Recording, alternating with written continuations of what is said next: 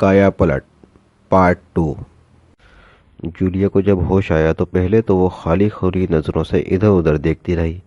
फिर उसका शऊर लम्हा बलम्हा जागता गया और चंद ही लम्हों बाद वो पूरी तरह होश में आ गई और उसे पिछले तमाम मंजर याद आते गए। और दूसरे लम्हे वो असरारी तौर पर उछल कर बैठ गई और फिर वो ये देखकर हैरान रह गई कि वो अपने फ्लैट की बजाय एक छोटे से कमरे में मौजूद है। कमरा हर किस्म के फर्नीचर से आरी था, सिर्फ एक पलंग जिस पर जूलिया खुद मौजूद थी।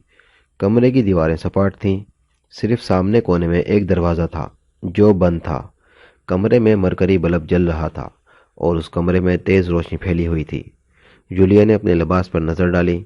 वो उस वक्त भी उसी लिबास में थी जो उसने बेहोश होने से पहले पहना हुआ था। वो समझ गई कि उसे बेहोश करने के बाद अगवा करके यहाँ लाया गया है। वो पलंग से नीचे उतर आई और फिर तेज़ी से बंद दरवाजे की तरफ बढ़ी। ये कतई एक असरारी हरकत थी, वरना जाहिर है अगवा कराने वाले ये तो कभी नहीं चाहते कि वो दरवाज़ा खुला छोड़ दें और उनका शिकार दरवाज़ा खोलकर बाहर निकले और फिर खरामा खरामा चलता हुआ अपने फ्लैट पर पहुंच जाए। दरवाज़ा हस्बे तौका बाहर से बंद था। जूलिया चंद लम्हों तक बगौर कमरे को देखती रही। वो शायद फरार होने का रास्ता ढूंढना चाहती थी, मगर सीमेंट की मजबूत और सपाट दीवारें उसका मुंह चिढ़ा रही थीं। वो आहिस्ता आहिस्ता कदम उठाती हुई वापस पलंग पर आकर बैठ गई। उसका जहन अपने इस अजीब व पुरस्कार अगवा पर उलझा हुआ था। अभी वो किसी नतीजे पर नहीं पहुंची थी कि अचानक दरवाज़ा एक झटके से खुला और फिर कमरे में एक स्टीन गन बरदार दाखिल हुआ। उसने सफ़ेद रंग की वर्दी पहन रखी थी।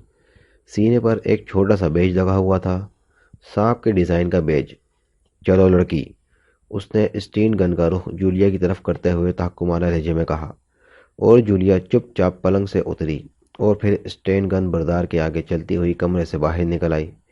ये एक तवील राहदारी थी जिसकी छत में जगह जगह मरकरी बल्ब लगे हुए थे और जिनकी तेज़ रोशनी की वजह से राहदारी बाकाए नूर बनी हुई थी। दाएं तरफ चलो, स्टेन गन बरदार ने उसे हुक्म दिया। जूलिया खामोशी से दाएं तरफ चल दी। काफ़ी दूर तक राहदारी में चलते हुए स्टीन गन बरदार ने उसे एक दरवाजे के सामने रुकने के लिए कहा। उस पर दस्तक दो, उसने जूलिया को हुक्म दिया और जूलिया ने हुक्म की तामील करते हुए दरवाजे पर दस्तक दी। दस्तक देते ही दरवाज़ा खुल गया। अंदर चलो, स्टीन बरदार ने हुक्म दिया और जूलिया अंदर दाखिल हो गई। जूलिया के अंदर दाखिल होते ही दरवाज़ा खटके से बंद हो गया। स्टीन गन बरदार बाहर ही रह गया। दरवाज़ा बंद होने की आवाज़ सुनकर जूलिया बेइख्तियार मुड़ी और फिर दरवाजे को बंद पाकर उसने एक तवील सांस ली। ये एक खासा बड़ा कमरा था और इस पूरे कमरे के दरमियान में सिर्फ एक कुर्सी मौजूद थी। लड़की, उस कुर्सी पर बैठ जाओ। अचानक कमरे में एक भारी भरकम आवाज़ सुनाई दी। जूलिया ने हैरत से इधर उधर देखा, मगर आवाज़ का मुखरिज उसे मालूम न हो सका। ऐसा महसूस होता था जैसे कमरे की दीवारों की हर ईंट से आवाज़ निकल रही हो। जूलिया आहिस्ता आहिस्ता चलती हुई कुर्सी के करीब पहुंची और फिर वो डरते डरते कुर्सी पर बैठ गई। वो कुर्सी पर इस अंदाज से बैठी थी जैसे उसे खतरा था कि कुर्सी पर बैठते ही कुर्सी टूट जाएगी। इसके कुर्सी पर बैठते ही अचानक कुर्सी के दोनों पायों से लोहे के कड़े निकले और घूमकर बंद हो गए। अब जूलिया की टांगें कुर्सी के पायों से जकड़ चुकी थीं। दूसरे लम्हे एक हल्का सा खटका हुआ और छत से तेज सुर्ख रोशनी की बौछार जूलिया पर पड़ने लगी। जूलिया उस रोशनी में नहा सी गई और दूसरे लम्हे जूलिया को ऐसे महसूस हुआ जैसे उसके तमाम जिस्म पर चूंटियां सी रेंगने लगी हों। उसने बेइख्तियार अपने जिस्म को खुजलाना चाहा, मगर ये देखकर उसे बेहद हैरत और साथ ही मायूसी भी हुई कि उसके दोनों हाथ कतई मफलूज हो चुके हैं। वो पूरी कोशिश के बावजूद भी उन्हें हरकत नहीं दे सकती। रोशनी बराबर उस पर पड़ रही थी। अब उसके जिस्म में आग सी लग गई थी। उसका जी चाह रहा था कि वो कपड़े उतार फेंके, क्योंकि कपड़े अब उसके जिस्म के साथ लगकर उसे बेपनाह तकलीफ पहुंचा रहे थे। मगर वो बेहिसो हरकत बैठे रहने पर मजबूर थी। तकलीफ बढ़ती चली गई और बेपनाह जब्त के बावजूद उसके मुंह से बेइख्तियार चीखें निकलने लगीं। अब उसका जिस्म तनूर की तरह दहक रहा था। उसे ऐसा महसूस हो रहा था जैसे उसके जिस्म में आग ही आग भरी हुई हो। शिद्दत तकलीफ से उसका चेहरा बिगड़ गया था और आंखें बाहर उबल आई थीं और फिर अचानक रोशनी गायब हो गई। जूलिया को यूं महसूस हुआ जैसे वो मरती मरती दोबारा जिंदगी की तरफ लौट आई हो। तकलीफ आहिस्ता आहिस्ता कम होती चली गई اس کے جسم میں ٹھنڈک پڑتی چلی جا رہی تھی اور پھر اس کے دونوں ہاتھ بھی حرکت کرنے لگے اور ساتھ ہی جسم بھی۔ چند منٹوں بعد وہ بالکل ٹھیک ٹھاک تھی۔ اسے ایسا محسوس ہو رہا تھا جیسے اسے کبھی کوئی تکلیف ہوئی ہی نہ ہو۔ وہ بالکل نارمل پوزیشن میں تھی، صرف اس کی ٹانگیں کرسی سے بدستور جکڑی ہوئی تھیں۔ لڑکی، اب جو میں سوال پوچھوں اس کا صحیح جواب دینا، ورنہ میرے ایک اشارے پر تمہیں اس سے لاکھ گنا زیادہ عذاب جھیلنا پڑے گا۔ آواز دوبارہ کمرے میں گونجی۔ تم کیا پوچھنا چاہتے ہو اور تمہارا مقصد کیا ہے؟ جولیا نے قدرے سخت لہجے میں جواب دیا۔ کافی دلیر ہو لڑکی، ابھی تک تمہارے ہوش ٹھکانے نہیں لگے؟ آواز نے انتہائی درست لہجے میں کہا۔ تم نے مجھے اغوا کیوں کیا ہے اور تم کیا چاہتے ہو؟ جولیا نے کہا۔ تمہارا نام کیا ہے؟ مخاطب نے بجائے سوال کے جواب دینے کے الٹا اس سے سوال کر دیا۔ تمہیں اس سے کیا مطلب؟ جولیا کو بھی غصہ آ گیا۔ دوسرے لمحے ایک بار پھر ہلکا سا کھٹکا ہوا اور جولیا ایک بار پھر اسی سرخ روشنی میں نہا گئی، مگر اس دفعہ روشنی پہلے سے زیادہ سرخ اور تیز تھی۔ چند لمحوں بعد جولیا ایک بار پھر پرانی حالت میں پہنچ گئی۔ اس نے ہونٹوں پر دانت جما دیے۔ اس نے فیصلہ کر لیا تھا کہ وہ مخاطب کو اپنی قوت برداشت دکھا دے گی، مگر یہ غیر انسانی تکلیف بڑھتی ہی چلی گئی، حتیٰ کہ جولیا کے ضبط کا بندھن ٹوٹ گیا اور اس کے حلق سے ایک طویل چیخ نکل گئی۔ نام بتلاؤ، آواز اس کے کانوں میں آئی، مگر تکلیف اتنی شدید تھی کہ اسے نام بتلانے کا ہوش کہاں رہ گیا تھا، اور کوئی بعید نہیں کہ اسے اس شدید ترین تکلیف میں اپنا نام ہی بھول گیا ہو۔ وہ لگاتار چیخیں مارتی چلی گئی۔ پھر تکلیف کی انتہائی شدت کی بنا پر اس کے حواس نے اس کا ساتھ چھوڑ دیا اور وہ بے ہوش ہو گئی۔ اس کے بے ہوش ہوتے ہی روشنی ایک بار پھر غائب ہو گئی اور پھر اچانک دائیں طرف کی دیوار اپنی جگہ سے کھسکی اور اس سے بننے والے خلا سے ایک نقاب پوش اندر داخل ہوا۔ اس نے گہرے سرخ رنگ کی وردی پہنی ہوئی تھی اور اس کے سینے پر ایک بڑا سانپ کنڈلی مارے بیٹھا تھا۔ یہ ایک کافی بڑا بیج تھا جو سیاہ رنگ کی کسی چمکدار دھات سے بنایا گیا تھا۔ وہ تیز تیز قدم اٹھاتا ہوا جولیا کے قریب آیا اور پھر اس نے جولیا کو بغور دیکھا اور دوسرے لمحے اس نے کرسی کی پشت پر لگے ہوئے ایک بٹن کو دبا دیا۔ جولیا کی دونوں ٹانگیں آزاد ہو گئیں۔ اس نے دونوں ہاتھوں پر بے ہوش جولیا کو اٹھایا اور پھر اسے لیے ہوئے دوبارہ اس خلا میں چلا گیا۔ دیوار ایک بار پھر برابر ہو گئی۔ دوسری طرف ایک چھوٹا سا کمرہ تھا۔ وہ اس کمرے کے دروازے سے نکل کر سیڑھیاں چڑھتا چلا گیا۔ سیڑھیاں دروازے کے قریب ہی تھیں۔ تقریباً 20 سیڑھیاں چڑھنے کے بعد وہ ایک برآمدے میں پہنچا اور پھر برآمدے کے آخری کونے میں موجود دروازے کے سامنے جا کر رک گیا۔ کم ان، اندر سے وہی بھاری بھرکم آواز سنائی دی جو جولیا نے نیچے کمرے میں گونجتی ہوئی سنی تھی۔ جولیا کو اٹھائے ہوئے نقاب پوش کمرے کے اندر داخل ہو گیا۔ یہ ایک خاصا بڑا کمرہ تھا جس کے ایک کونے میں ایک بڑی میز کے پیچھے ایک لہیم شہیم سا شخص بیٹھا ہوا تھا۔ وہ سر سے گنجا تھا اور چہرے پر درشتی اور خباثت کے آثار صاف نمایاں تھے۔ اس کے اشارے پر نقاب پوش نے جولیا کو ایک صوفے پر لٹا دیا۔ اسے ہوش میں لاؤ، نمبر 2، میز کے پیچھے موجود گنجے نے حکم دیا۔ یس باس، نقاب پوش نے انتہائی مودبانہ لہجے میں کہا، اور پھر وہ لٹو کی طرح گھوم کر ایک الماری کی طرف بڑھا۔ اس نے انتہائی پھرتی سے الماری کھول کر اس میں سے ایک چھوٹی سی شیشی اٹھائی اور دوبارہ جولیا کے قریب آیا۔ اس نے شیشی کا ڈھکن کھول کر اسے جولیا کی ناک سے لگا دیا۔ ایک لمحے سے بھی کم عرصے میں جولیا کی آنکھ کھل گئی۔ نقاب پوش جولیا کے ہوش میں آتے ہی ایک طرف ہٹ گیا۔ اس نے شیشی بند کر کے پھر اسے دوبارہ الماری میں رکھ کر وہ ایک طرف مودبانہ انداز میں کھڑا ہو گیا۔ لڑکی، اب اٹھو، باس نے قدرے سخت لہجے میں جولیا سے کہا، جو ہوش میں آنے کے باوجود خالی الذہن کیفیت میں پڑی آنکھیں جھپک رہی تھی۔ اس آواز نے جولیا پر جادو سا کام کیا۔ جولیا کے کانوں میں جیسے ہی یہ آواز پڑی، جولیا ایک جھٹکے سے اٹھ کر بیٹھ گئی۔ وہ اب بغور باس کی طرف دیکھ رہی تھی جس کے چہرے پر مکرو سی مسکراہٹ پھیلی ہوئی تھی۔ کیا اب بھی تم اپنا نام نہیں بتاؤ گی؟ باس نے طنزیہ لہجے میں سوال کیا۔ تم پہلے بھی اسی شرافت سے سوال کر سکتے تھے، پھر کرسی سے مجھے جکڑنے اور وہ روشنی ڈال کر مجھے تکلیف پہنچانے سے تمہیں کیا ملا؟ جولیا نے سوال کے جواب دینے کی بجائے الٹا سوال کر دیا۔ پہلی بار میں تمہارا میک اپ چیک کرنا چاہتا تھا۔ ریڈ ریس کی زد میں آنے کے بعد ہر قسم کا میک اپ صاف ہو جاتا ہے۔ دوسری دفعہ تمہیں سزا دینے کے لیے تم پر ریڈ ریس ڈالی گئی تھی۔ बॉस ने मुस्कुराते हुए उसके सवाल का जवाब दिया। जूलिया खामोश रही। देखो लड़की, तुम एक गैर मुल्की हो। तुम्हें इस मुल्क से हमदर्दी नहीं होनी चाहिए। ये मुल्क पागलों और सरफिरों का है। ये लोग मजहबी दीवाने हैं। ये बात मैं तस्लीम करता हूँ कि ये दुनिया की दिलेर तरीन और बहादुर कौमों में से एक है। इसलिए पूरी दुनिया को ये ख़तरा लाहक है कि अगर ये लोग अपने इख्तलाफ भुलाकर मुत्तहिद और खुशहाल हो गए और इन्होंने अपनी फ़ौजी ताकत बढ़ा ली तो ये छोटा सा मुल्क इसी दुनिया के लिए किसी भी वक्त ख़तरा बन सकता है, और हम ऐसा नहीं चाहते, और तुम्हें भी ऐसा ही चाहना चाहिए। बॉस ने जूलिया के सामने एक छोटी सी तकरीर कर डाली। जूलिया खामोश बैठी कुछ सोचती रही। उसे यूं महसूस हो रहा था जैसे अचानक उसके जहन में एक नई खिड़की खुल गई हो। लड़की, मेरी बात का जवाब दो, बॉस ने कदरे तहक्कुमाना लहजे में जूलिया से कहा।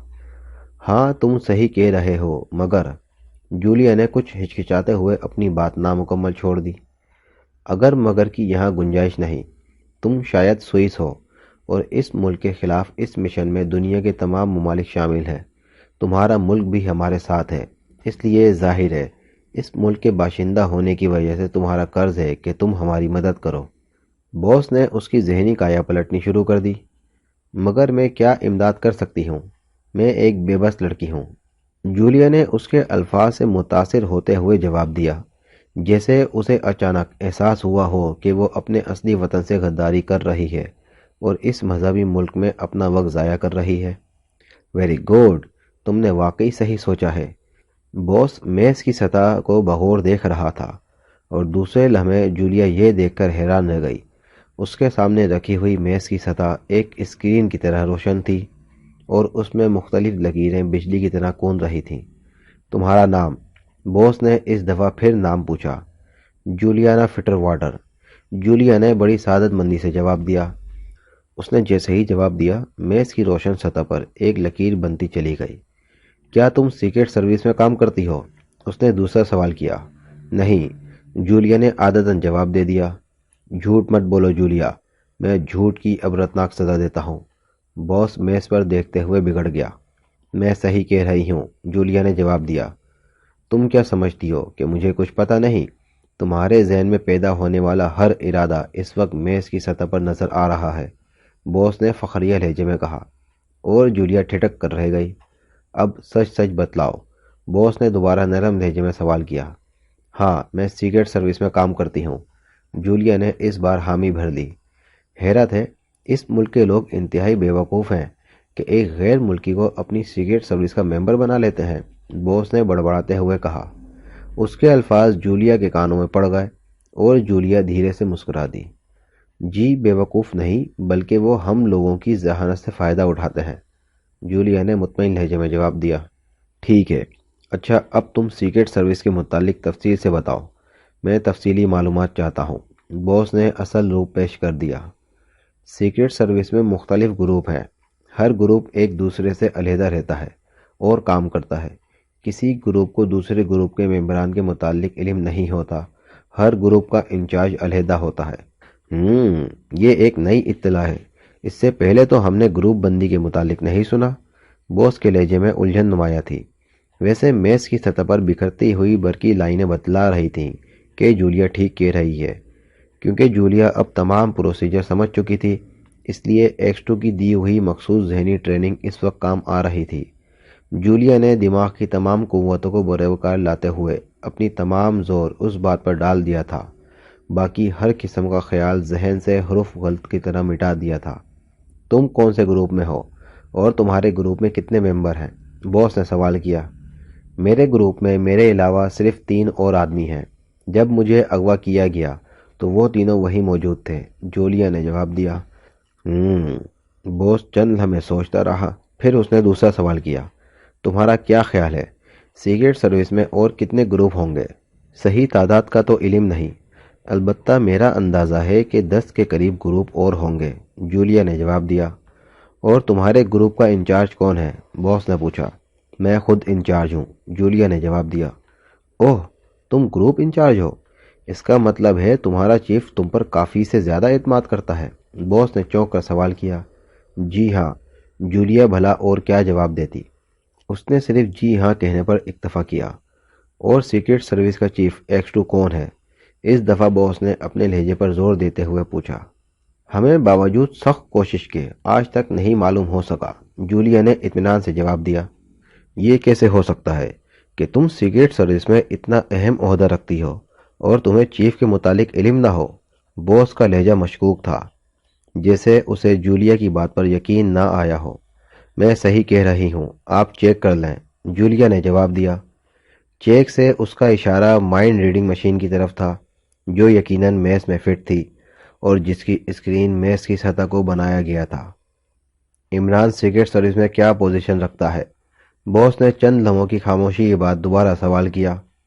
عمران ہماری سیکرٹ سروس کا ممبر نہیں، باس اس سے کبھی کبھار رضاکارانہ طور پر کام لیتا ہے اور بس، جولیا نے جواب دیا۔ تمہاری سب باتیں نئی اطلاعات پر مبنی ہیں۔ ہمیں تو معلوم ہوا تھا کہ عمران سیکرٹ سروس میں اہم پوزیشن رکھتا ہے، باس نے الجھے ہوئے لہجے میں جواب دیا۔ بہرحال جو کچھ میں جانتی تھی آپ کو بتلا دیا ہے، اب آپ اس پر یقین کریں یا نہ کریں، آپ کی مرضی ہے، جولیا نے بڑے اطمینان سے جواب دیا۔ اگر ہم تمہیں رہا کر دیں تو کیا تم سیکرٹ سروس کی آئندہ سرگرمیوں کے متعلق ہمیں اطلاعات مہیا کرتی رہو گی؟ باس نے پوچھا۔ آخر اس کی وجہ؟ میں کیوں آپ کو اطلاعات مہیا کروں؟ میرا آپ سے کیا تعلق ہے؟ آپ مجرم ہیں اور یقیناً اس ملک میں مجرمانہ سرگرمیوں میں مصروف ہوں گے۔ میں آپ کو اطلاعات مہیا کر کے آپ کی مجرمانہ زندگی کا ساتھ کیوں دوں؟ جولیا نے بڑے اطمینان سے جواب دیا۔ دیکھو لڑکی، مجھے سختی پر مجبور مت کرو، میں اگر چاہوں تو ایک لمحے میں تمہاری شہرک کاٹ سکتا ہوں، باس نے سخت لہجے میں جولیا سے کہا۔ جو کچھ میں جانتی ہوں وہ میں نے سچ سچ بتلا دیا ہے، اب تم کیا کرنا چاہتے ہو یا کیا نہیں، مجھے اس سے کوئی سروکار نہیں، جولیا نے لہجے میں سختی پیدا کرتے ہوئے کہا۔ میں ایک بار پھر کہتا ہوں، خوب سوچ سمجھ کر فیصلہ کر لو، یا تو ہمارا ساتھ دو یا پھر مرنے کے لیے تیار ہو جاؤ، باس نے زہر خند لہجے میں کہا۔ اس کے لہجے سے صاف معلوم ہوتا تھا کہ وہ اپنی بات پر عمل بھی کر گزرے گا۔ بکو مت، میں سیکرٹ سروس کی ممبر ہوں اور تمہاری مدد کر کے میں سیکرٹ سروس سے غداری نہیں کر سکتی، جولیا نے تند لہجے میں کہا، اور دوسرے لمحے وہ صوفے سے اٹھ کھڑی ہوئی اور اس سے پہلے کہ وہ دروازے کی طرف چھلانگ لگاتی، نمبر 2 جو ایک طرف خاموشی سے کھڑا تھا کسی عقاب کی مانند اڑتا ہوا جولیا پر جا پڑا اور جولیا نمبر 2 کے شکنجے میں بری طرح پھنس گئی۔ اسے تہ خانے میں لے جا کر گولی مار دو، باس نے سرد لہجے میں نمبر 2 سے مخاطب ہو کر کہا، اور دوسرے لمحے نمبر 2 کا ہاتھ اٹھا، جولیا کی کن پٹی پر ایک پٹاخہ سا چھوٹا اور جولیا بے ہوش ہو کر نمبر 2 کے ہاتھوں میں جھول گئی۔ نمبر 2 نے جولیا کو کاندھے پر لادا اور پھر خاموشی سے کمرے سے باہر نکل گیا۔ مختلف راہداریوں سے گزرنے کے بعد وہ ایک کمرے میں پہنچا جس کے کونے میں سیڑھیاں نیچے جاتی صاف نظر آ رہی تھیں۔ نمبر 2 سیڑھیاں اترتا چلا گیا۔ سیڑھیوں کا اختتام ایک کمرے میں ہوا۔ کمرے کے دروازے پر پہنچ کر نمبر 2 نے زور سے دروازے پر ہاتھ مارا تو دروازہ کھلتا چلا گیا۔ سامنے راہداری تھی۔ نمبر 2 راہداری میں دائیں طرف مڑا اور تھوڑی دور چلنے کے بعد ایک کمرے کے سامنے رک گیا۔ اس نے اس کمرے کے دروازے پر بھی زور سے ہاتھ مارا تو وہ دروازہ بھی کھلتا چلا گیا۔ نمبر 2 کمرے میں داخل ہو گیا۔ کمرے میں داخل ہوتے ہی اس نے ایک جھٹکے سے جولیا کو فرش پر پھینک دیا، لیکن دوسرے ہی لمحے نمبر 2 کی آنکھیں حیرت سے پھیل گئیں۔ جولیا کا جسم جو ہی فرش سے ٹکرایا وہ یوں اچھل کر کھڑی ہو گئی جیسے فرش سے اسپرنگ نکل آئے ہوں۔ جولیا بے ہوش نہیں ہوئی تھی بلکہ بے ہوشی کی ایکٹنگ کر رہی تھی، اور پھر اس سے پہلے کہ نمبر 2 سنبھلتا، جولیا نے اس پر چھلانگ لگا دی۔ نمبر 2 نے پھرتی سے اپنے آپ کو بچایا اور دوسرے ہی لمحے نمبر 2 کی لات پوری قوت سے جولیا کی پسلیوں سے ٹکرائی اور جولیا چیختی ہوئی کمرے کے کونے میں جا پڑی، اور پھر اس سے پہلے کہ وہ اٹھ کر کھڑی ہوتی، نمبر 2 نے بجلی کی سی تیزی سے جیب سے ریوالور نکال لیا۔ ریوالور پر سائلنسر چڑھا ہوا تھا اور پھر وہ قدم با قدم چلتا ہوا جولیا کے پاس آ کھڑا ہوا۔ جولیا کی آنکھیں ریوالور پر جمی ہوئی تھیں، اور پھر اس سے پہلے کہ نمبر 2 ٹریگر دباتا، جولیا کی لات حرکت میں آئی اور ریوالور نمبر 2 کے ہاتھ سے اڑتا ہوا کمرے کے عین درمیان میں جا پڑا۔ ریوالور ہاتھ سے نکلتے ہی نمبر 2 ریوالور کی جانب لپکا، لیکن اب جولیا اسے اتنی مہلت کہاں دیتی، اور دوسرے ہی لمحے وہ اڑتی ہوئی نمبر 2 پر جا پڑی اور نمبر 2 لڑکھڑا کر زمین پر جا پڑا۔ جولیا بھی اس کے ساتھ ہی زمین پر گری اور گرتے ہی وہ ایک بار پھر اچھلی اور سیدھی ریوالور پر جا پڑی۔ دوسرے ہی لمحے ریوالور جولیا کے ہاتھ میں تھا۔ نمبر 2 جیسے ہی اٹھا، جولیا نے ٹریگر دبا دیا۔ گولی ٹھیک اس کی آنکھوں کے درمیان پڑی اور نمبر 2 چیخ بھی نہ سکا اور لڑکھڑا کر زمین پر گرا اور بے حس و حرکت ہو گیا۔ جولیا تیزی سے اس کی جانب بڑھی اور پھرتی سے اس کے کپڑے اتارنے لگی، اور پھر اس نے اپنے لباس کے اوپر نمبر 2 کا لباس پہننا شروع کر دیا۔ لباس گو اس کے جسم پر ڈھیلا تھا، لیکن نیچے اس کا اپنا لباس ہونے کی وجہ سے کسی حد تک فٹ آ گیا۔ نمبر 2 کا نقاب بھی اس نے پہن لیا۔ اب وہ نمبر 2 کا روپ دھار چکی تھی۔ لباس پہن کر وہ کمرے سے باہر نکلی اور راہداری میں آ گئی۔ یہ ایک طویل راہداری تھی۔ وہ راہداری میں دائیں طرف مڑ گئی۔ ریوالور اس نے پتلون کی جیب میں ڈال دیا تھا۔ راہداری کا ایک موڑ مڑتے ہی وہ اس کمرے میں آ گئی جس میں سیڑھیاں اوپر جا رہی تھیں۔ وہاں اسے ایک محافظ ملا، مگر جولیا کو دیکھتے ہی اس نے مودبانہ انداز میں سر جھکا دیا۔ جولیا حتی الوسع مردانہ چال چلتی ہوئی سیڑھیاں طے کرنے لگی۔ اس کے قدموں میں پھرتی تھی۔ اسے علم تھا کہ کسی بھی محافظ نے اگر غور سے اسے دیکھ لیا تو وہ چیک کر لی جائے گی، اور چیک ہونے سے پہلے وہ عمارت سے نکل جانا چاہتی تھی۔ باس کا یہ فکرہ اس کے ذہن میں گونج رہا تھا کہ اسے تہہ خانے میں لے جا کر مار دو۔ چنانچہ اس فکرے کی بنا پر وہ سیڑھیاں چڑھتی چلی گئی۔ وہ سیڑھیاں ایک کمرے میں جا کر ختم ہوئیں۔ اب وہ ایک اور راہداری میں تھی۔ راہداری میں دائیں بائیں کمرے بنے ہوئے تھے۔ وہ سیدھی چلتی چلی گئی۔ سامنے ایک دروازہ تھا۔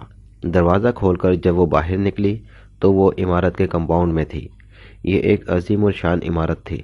کمپاؤنڈ میں خاصے اسٹین گن بردار محافظ پہرا دے رہے تھے۔ سامنے عمارت کا مین گیٹ نظر آ رہا تھا۔ یہ شکر تھا کہ اس وقت اندھیرا چھا چکا تھا۔ جولیا کو برآمدے میں دیکھتے ہی ایک محافظ تیزی سے اس کی طرف لپکا اور جولیا کا دل بے اختیار دھڑکنے لگا۔ اسے خدشہ ہوا کہ وہ چیک نہ کر لی گئی ہو، مگر محافظ اس کے قریب آ کر مودبانہ انداز میں جھک گیا تو اس کے دل کو تسلی ہوئی۔ اس نے بھرائے ہوئے لہجے میں اپنی آواز کو خاص طور پر بھاری بھرکم بناتے ہوئے محافظ سے کہا، گاڑی لے آؤ فوراً اور پھاٹک کھلواؤ۔ بہتر سر، محافظ نے ایک لمحے سوچ کر جواب دیا اور پھر وہ تیزی سے واپس مڑ گیا۔ جولیا وہیں کھڑی رہی۔ اس پر ایک ایک لمحہ گنا گزر رہا تھا۔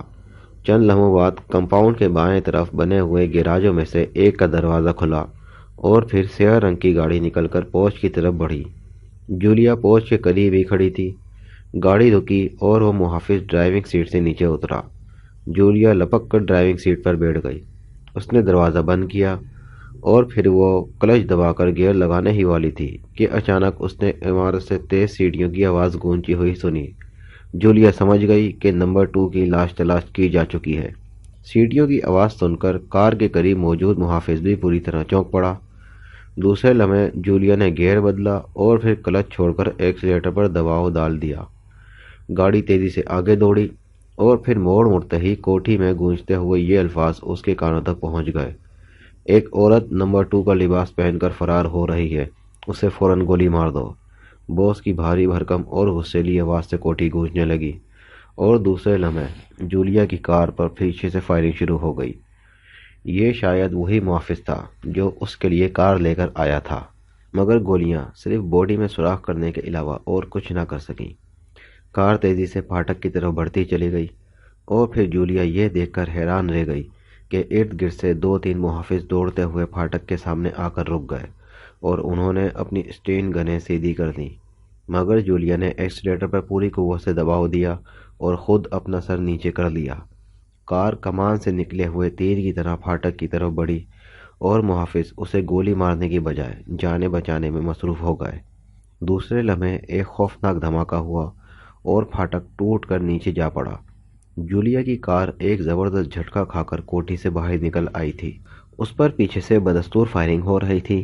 کار کا پچھلا شیشہ ریزے ریزے ہو چکا تھا، مگر اسے یا کار کو کوئی ایسا نقصان نہیں پہنچا تھا جس سے کار رک جاتی۔ سڑک پر آتے ہی اس نے ٹاپ گیئر لگایا اور پھر کار فل اسپیڈ پر چھوڑ دی۔ کار نئی اور خاصی طاقتور تھی۔ عمارت سے نکل کر مڑتے ہی اس نے ایک نظر عمارت پر ضرور ڈالی تھی اور پھر ارد گرد کی کوٹیاں دیکھ کر اس نے اندازہ لگا لیا تھا کہ وہ اس وقت سول لائنز میں ہے۔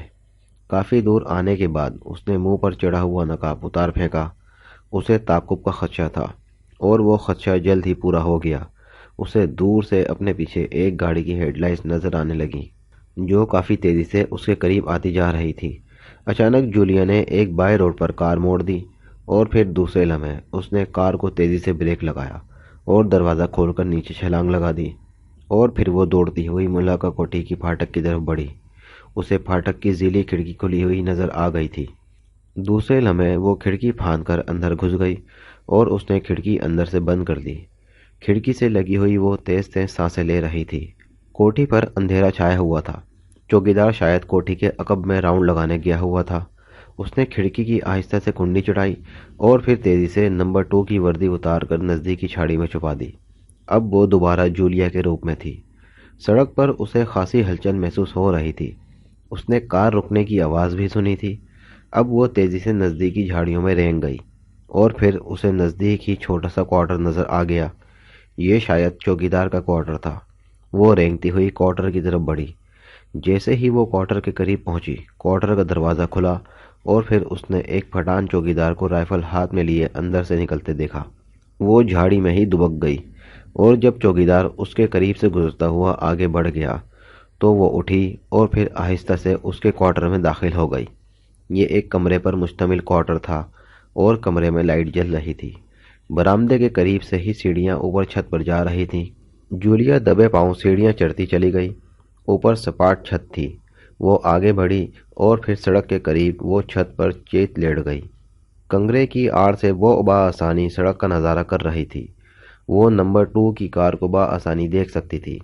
کار کے قریب ایک اور کار رکی ہوئی تھی اور اس نے 3 افراد کو ہاتھوں میں مشین گن لیے ادھر ادھر آتے جاتے دیکھا۔ شاید وہ اندازہ لگا رہے تھے کہ وہ کہاں غائب ہو گئی ہے۔ جولیا بڑے اطمینان سے چھت پر لیٹی رہی۔ چند لمحوں بعد اس نے چوکیدار کو ان سے بات چیت کرتے دیکھا۔ پھر تھوڑی دیر بعد ان لوگوں نے مل کر آپس میں کوئی بات کی اور پھر وہ سب دونوں کاروں میں سوار ہو گئے اور کاریں واپس موڑ کر وہ آگے بڑھ گئے۔ جولیا کافی دور تک ان دونوں کی کاروں کو جاتے دیکھتی رہی اور پھر بڑے آرام سے اس نے چھت کا کنگرا پکڑ کر اپنا جسم نیچے لٹکایا اور چھلانگ لگا دی۔ ایک ہلکا سا دھماکہ ہوا اور اب وہ سڑک پر تھی۔ نیچے گرتے ہی وہ تیزی سے اٹھی اور پھر قریب ہی ایک درخت کی اوٹ میں ہو گئی۔ چند لمحوں تک سانس برابر کرنے کے بعد وہ درخت کی اوٹ سے نکلی اور پھر سامنے کی 2 کوٹھیوں کے درمیانی راستے پر چل دی۔ وہ سڑک کے راستے اس لیے نہ گئی کہ کہیں تعاقب کرنے والے آگے جا کر نہ رک گئے ہوں اور ان کا پروگرام یہ نہ ہو کہ ان کو جاتا دیکھ کر وہ اپنی پناہ گاہ سے نکلے اور وہ اسے ٹریپ کر لیں۔ مختلف کوٹھیوں کے پیچھے سے نکلتی ہوئی وہ ایک ٹریفک سے بھرپور سڑک پر جا نکلی۔ جلد ہی اسے ایک خالی ٹیکسی مل گئی۔ کنگ ہوٹل چلو، اس نے ٹیکسی ڈرائیور سے کہا اور ٹیکسی چل دی۔ جولیا اس لیے اپنے فلیٹ پر نہ گئی تھی کہ وہ جانتی تھی کہ مجرم اب اس کے فلیٹ کی نگرانی کریں گے۔ کنگ ہوٹل میں ایکس2 کی طرف سے ایک کمرہ ہمیشہ کے لیے بک رہتا تھا جس کی چابی ایک مخصوص کوڈ بتلا کر حاصل کی جا سکتی تھی۔ یہ کمرہ اس لیے تھا کہ فوری پناہ کے لیے کام دے سکے۔ جولیا کو خوشی تھی کہ وہ اپنے ہی زور پر مجرموں کے ہیڈ کوارٹر سے نکل آنے میں کامیاب ہو گئی تھی اور واقعی یہ ایک قابل فخر کارنامہ تھا۔ یہ دن دارالحکومت کی تاریخ میں بدترین دن ثابت ہوا۔ ایک پراسرار طریقے سے دارالحکومت میں موجود افراد پر مایوسی اور دل شکستگی کا دورہ پڑا تھا۔ ہر شخص ایسا محسوس کر رہا تھا جیسے اس کا نروس بریک ڈاؤن ہو گیا ہو۔ بے شمار کاروں، بسوں، رکشا اور دیگر مشینی سواریوں کے ایکسیڈنٹ ہوئے۔ لوگ نہ جانے کیوں بری طرح خوف زدہ ہو گئے۔ ہر شخص نامعلوم خوف میں مبتلا تھا۔ بے ضرر سے بے ضرر اور حقیر سے حقیر چیز سے بھی لوگ بری طرح خوف زدہ تھے اور اس خوف اور دل شکستگی میں لمحہ بلمحہ اضافہ ہو رہا تھا۔ پھر دوپہر کے بعد تو بے شمار لوگوں کے شدت خوف سے ہارٹ فیل ہو گئے۔ ہر شخص انتہائی طور پر خوف زدہ تھا، مگر ہر شخص کا خوف مختلف نوعیت کا تھا۔ اپنی اپنی طبیعت کے مطابق لوگ اڑتی چڑیوں اور پرندوں سے لے کر چیونٹی تک سے خوف زدہ تھے۔ بے شمار لوگ گھروں سے باہر نکل آئے کیونکہ چھت یا دیوار گرنے کا خوف ان پر طاری تھا۔ ہجوم اور افراتفری کی وجہ سے تمام دارالحکومت کا نظام یکلخت درہم برہم ہو گیا۔ سارا دن یہی حالت رہی، لیکن جیسے ہی سورج غروب ہوا، آہستہ آہستہ خوف کے یہ جذبات ختم ہو گئے اور پھر رات گئے لوگ نارمل پوزیشن میں آ گئے۔ مگر اس دن لاکھوں آدمی افراتفری اور خوف ایکسیڈنٹ کے ہاتھوں ہلاک ہو چکے تھے۔ پورا شہر ایک ماتم خانے میں تبدیل ہو چکا تھا۔ ریڈیو سے لوگوں کو حوصلہ نہ ہارنے کی تلقین کی جا رہی تھی۔ ایسا محسوس ہو رہا تھا آج کے دن سورج نے روشنی کے ساتھ ساتھ خوف اور بزدلی کی بھی بارش کر دی ہو۔ پھر دوسرے شہروں سے امداد طلب کی گئی اور پولیس اور امن کاروں نے ہلاک شدہ اور زخمی افراد کو راستوں اور سڑکوں سے اٹھا کر مردہ خانوں اور ہسپتالوں میں پہنچانا شروع کر دیا۔ لوگ اب اس بات پر بھی خوفزدہ تھے کہ کہیں کل کا دن بھی یہی حال لے کر نہ طلوع ہو۔ شہر میں چمگوئیاں اور افواہوں کا طوفان آیا ہوا تھا۔ ہر شخص ایک نئے رنگ سے اس مسئلے پر غور و فکر کر رہا تھا۔ جاہل لوگ اسے عذاب خداوندی سے تعبیر کر رہے تھے، جبکہ تعلیم یافتہ افراد اس کے سائنسی اور عقلی جواز تلاش کر رہے تھے۔ لیکن مسئلہ کسی کی بھی سمجھ میں نہیں آ رہا تھا، کیونکہ ایسے حالات آج سے پہلے انہوں نے دیکھے تو کجا سنے تک نہیں تھے۔ طب اور میڈیکل کی کتابوں میں ایسی کسی وبا کا ذکر تک نہیں تھا۔ لاؤڈ اسپیکروں سے مسلسل لوگوں کو پرسکون اور بے خوف رہنے کی تلقین کی جا رہی تھی۔ چنانچہ کافی رات گئے، شہر کی فضا قدرے پرسکون ہو چکی۔ پولیس اور دیگر حکام مسلسل شہر میں گشت کر رہے تھے۔ یہ ایک خطرناک ترین بحران تھا جس نے پورے دارالحکومت کی جڑوں تک کو ہلا دیا تھا۔ ایک ایسا مسئلہ جو حل ہوتا نظر نہیں آ رہا تھا۔ ٹائیگر اپنے دوست اعظم کے پاس بیٹھا گفتگو میں مصروف تھا۔ اس کا یہ دوست فوج میں کرنل کے عہدے پر فائز تھا۔ اس سے پہلے بھی ٹائیگر کی اس سے کئی بار فوجی زندگی کے بارے میں گفتگو ہو چکی تھی اور اس نے کرنل اعظم کو ہمیشہ پرجوش اور بہادر پایا تھا۔ اس نے اکثر محسوس کیا تھا کہ کرنل اعظم دشمن کا سر کچلنے کے لیے ہر وقت تیار رہتا تھا، مگر آج تو دنیا ہی بدلی ہوئی تھی۔ کرنل اعظم اس کے سامنے ایک خوفزدہ اور بزدل آدمی کے روپ میں تھا۔ پہلے پہل تو اسے اپنے کانوں پر یقین نہ آیا، لیکن جب اس نے کرنل اعظم کو سنجیدہ پایا تو وہ خود بھی اس بات پر انتہائی سنجیدگی سے سوچنے لگا۔ کرنل اعظم اب جنگ سے خوفزدہ تھا۔ دوسرے لفظوں میں کرنل اعظم موت سے خوفزدہ تھا، اور یہ ٹائیگر کے لیے عجیب بات تھی۔ مگر اس سے پہلے تو تم نے کبھی ایسی بزدلی کی باتیں نہیں کی؟ ٹائیگر نے بڑی سنجیدگی سے سوال کیا۔ اس میں بزدلی کی کیا بات ہے؟ جان ہر ایک کو پیاری ہوتی ہے۔ ہم کوئی قربانی کے بکرے تھوڑی ہیں کہ اپنے سے 5 گنا طاقتور دشمن کے سامنے آ جائیں اور وہ ہمیں بھیڑ بکریوں کی طرح ذبح کر دے، کرنل اعظم نے جواب دیا۔ لیکن اس سے پہلے ایک جنگ تم اس دشمن کے خلاف لڑ چکے ہو، اور تم اور تمہارے ساتھیوں نے اپنے سے 5 گنا دشمن کے چھکے چھڑا دیے تھے۔ ٹائیگر نے دلیل دی۔ نہ جانے وہ کیسے دن تھے، شاید ہم پاگل تھے، ہمیں غلط گائیڈ کیا گیا تھا، ایک غلط جذبہ ہم میں پیدا کر کے ہمیں دشمنوں سے لڑایا گیا۔ بہرحال اب میرا تو جی چاہتا ہے کہ فوج کی نوکری چھوڑ کر پنساری کی دکان کھول لوں، ٹائیگر نے غصیلے لہجے میں اس کا فکرہ کاٹ کر کہا، اور کرنل اعظم مجوب سا ہو گیا۔ تمہارے اندر یہ بزدلی کب پیدا ہوئی کہ تم دشمن کے سامنے حقیر ہو؟ ٹائیگر نے پوچھا۔ چند دن پہلے تک تو ایسی کوئی بات نہیں تھی، ہم نے کبھی اس پہلو پر سوچا ہی نہ تھا، مگر اب پوری چھاؤنی اسی پہلو پر سوچ رہی ہے، یہ کرنل اعظم نے جواب دیا۔ اگر میں یہ کہوں کہ تمہاری یہ سوچ غلط ہے تو تمہارا کیا جواب ہوگا؟ ٹائیگر نے سوال کیا۔ میں یہ کہوں گا کہ تم غلط سوچ رہے ہو، کرنل اعظم نے بغیر جھجک کے جواب دیا۔ چھاؤنی میں ہونے والا کوئی خاص واقعہ جو اس مسئلے پر روشنی ڈال سکے؟ ٹائیگر نے سوال کیا۔ کرنل اعظم چند لمحوں تک سوچتا رہا، پھر اس نے واٹر کلیننگ پلانٹ کا واقعہ اسے بتلایا۔ ٹائیگر یہ واقعہ سن کر اچھل پڑا۔ کرنل اعظم، میں تمہیں ایک مشورہ دوں؟ آج سے تم پانی ابال کر پینا۔ میرا اندازہ ہے کہ پانی میں کچھ ملایا گیا ہے جس کے یہ نتائج تم پر مرتب ہو چکے ہیں۔ ٹائیگر نے جواب دیا۔ نہیں، پانی بالکل ٹھیک ہے، اسی خدشے کے تحت پانی کا تجزیہ کیا گیا، مگر اس میں کسی چیز کی ملاوٹ نہیں پائی گئی، کرنل اعظم نے جواب دیا۔ ٹھیک ہے، تم ایسا کرو کہ پانی کی ایک بوتل مجھے لا دو، میں اپنے طور پر اس میں کیمیائی تجربہ کروں گا، ٹائیگر نے بڑی سنجیدگی سے کہا۔ چھوڑو دوست، کس چکر میں پڑ گئے ہو؟ مجھے کوئی بیماری تو نہیں لگ گئی کہ پانی میں اس کے جراثیم ہوں گے؟ کرنل اعظم نے بات ٹالتے ہوئے کہا۔ نہیں، تم مجھے پانی کی ایک بوتل لا دو، ٹائیگر نے اپنی بات پر زور دیتے ہوئے کہا۔ اچھا، اگر تم بضد ہو تو میں لا دیتا ہوں، کرنل اعظم نے اٹھتے ہوئے کہا، اور پھر چند لمحوں بعد کرنل اعظم اندر سے پانی کی ایک بوتل لے آیا۔ یہ لو، اور اپنے تجربے کے نتائج سے مجھے بھی آگاہ کرنا، کرنل اعظم نے ہنستے ہوئے کہا۔ जैसे वो टाइगर का मजाक उड़ा रहा हो। अच्छा, मुझे इजाज़त दीजिए, मैं फिर हाजिर होऊंगा, टाइगर ने पानी की बोतल उठाते हुए कहा। ओके, खुदा हाफिज, कर्नल आजम ने कहा। और फिर टाइगर बोतल हाथ में पकड़े उनके कार्टिज से बाहर आ गया। उसने पानी की बोतल अपनी मोटरसाइकिल के पीछे लटके हुए थैले में डाली और फिर मोटरसाइकिल लेकर सीधा शहर की तरफ चल दिया। शहर में दाखिल होते ही उसे अचानक डॉक्टर के चपरासी का ख्याल आया। चुनाचे उसने मोटरसाइकिल का रुख सर्कुलर रोड की तरफ मोड़ दिया। जल्द ही वो डॉक्टर खालिद रशीद के मकतब के करीब पहुंच चुका था। उसने मोटरसाइकिल स्टैंड की और फिर दुकान के अंदर दाखिल हो गया। सामने ही चपरासी स्टूल पर बैठा था। टाइगर को अंदर दाखिल होते देखकर उठ खड़ा हुआ। डॉक्टर साहब हैं? टाइगर ने पूछा। नहीं, वो आज सुबह से मतलब ही नहीं आए, चपरासी ने कहा। तुमने मतलब की कोई बात सुनी? टाइगर ने मुस्कुराते हुए चपरासी से पूछा। और पहले तो चपरासी ने खुशामदी अंदाज में दांत निकाल दिए और फिर टाइगर के चेहरे पर सख्ती के आसार देखकर संजीदा हो गया। जनाब, कल डॉक्टर साहब किसी को फ़ोन कर रहे थे, उससे एक बात मेरे ख्याल में आपके मतलब की हो सकती है। चपरासी अब काफ़ी होशियार हो चुका था। बतलाओ, मगर ज़रा जल्दी, मेरे पास वक्त बहुत कम है, टाइगर ने सर्द लहजे में कहा।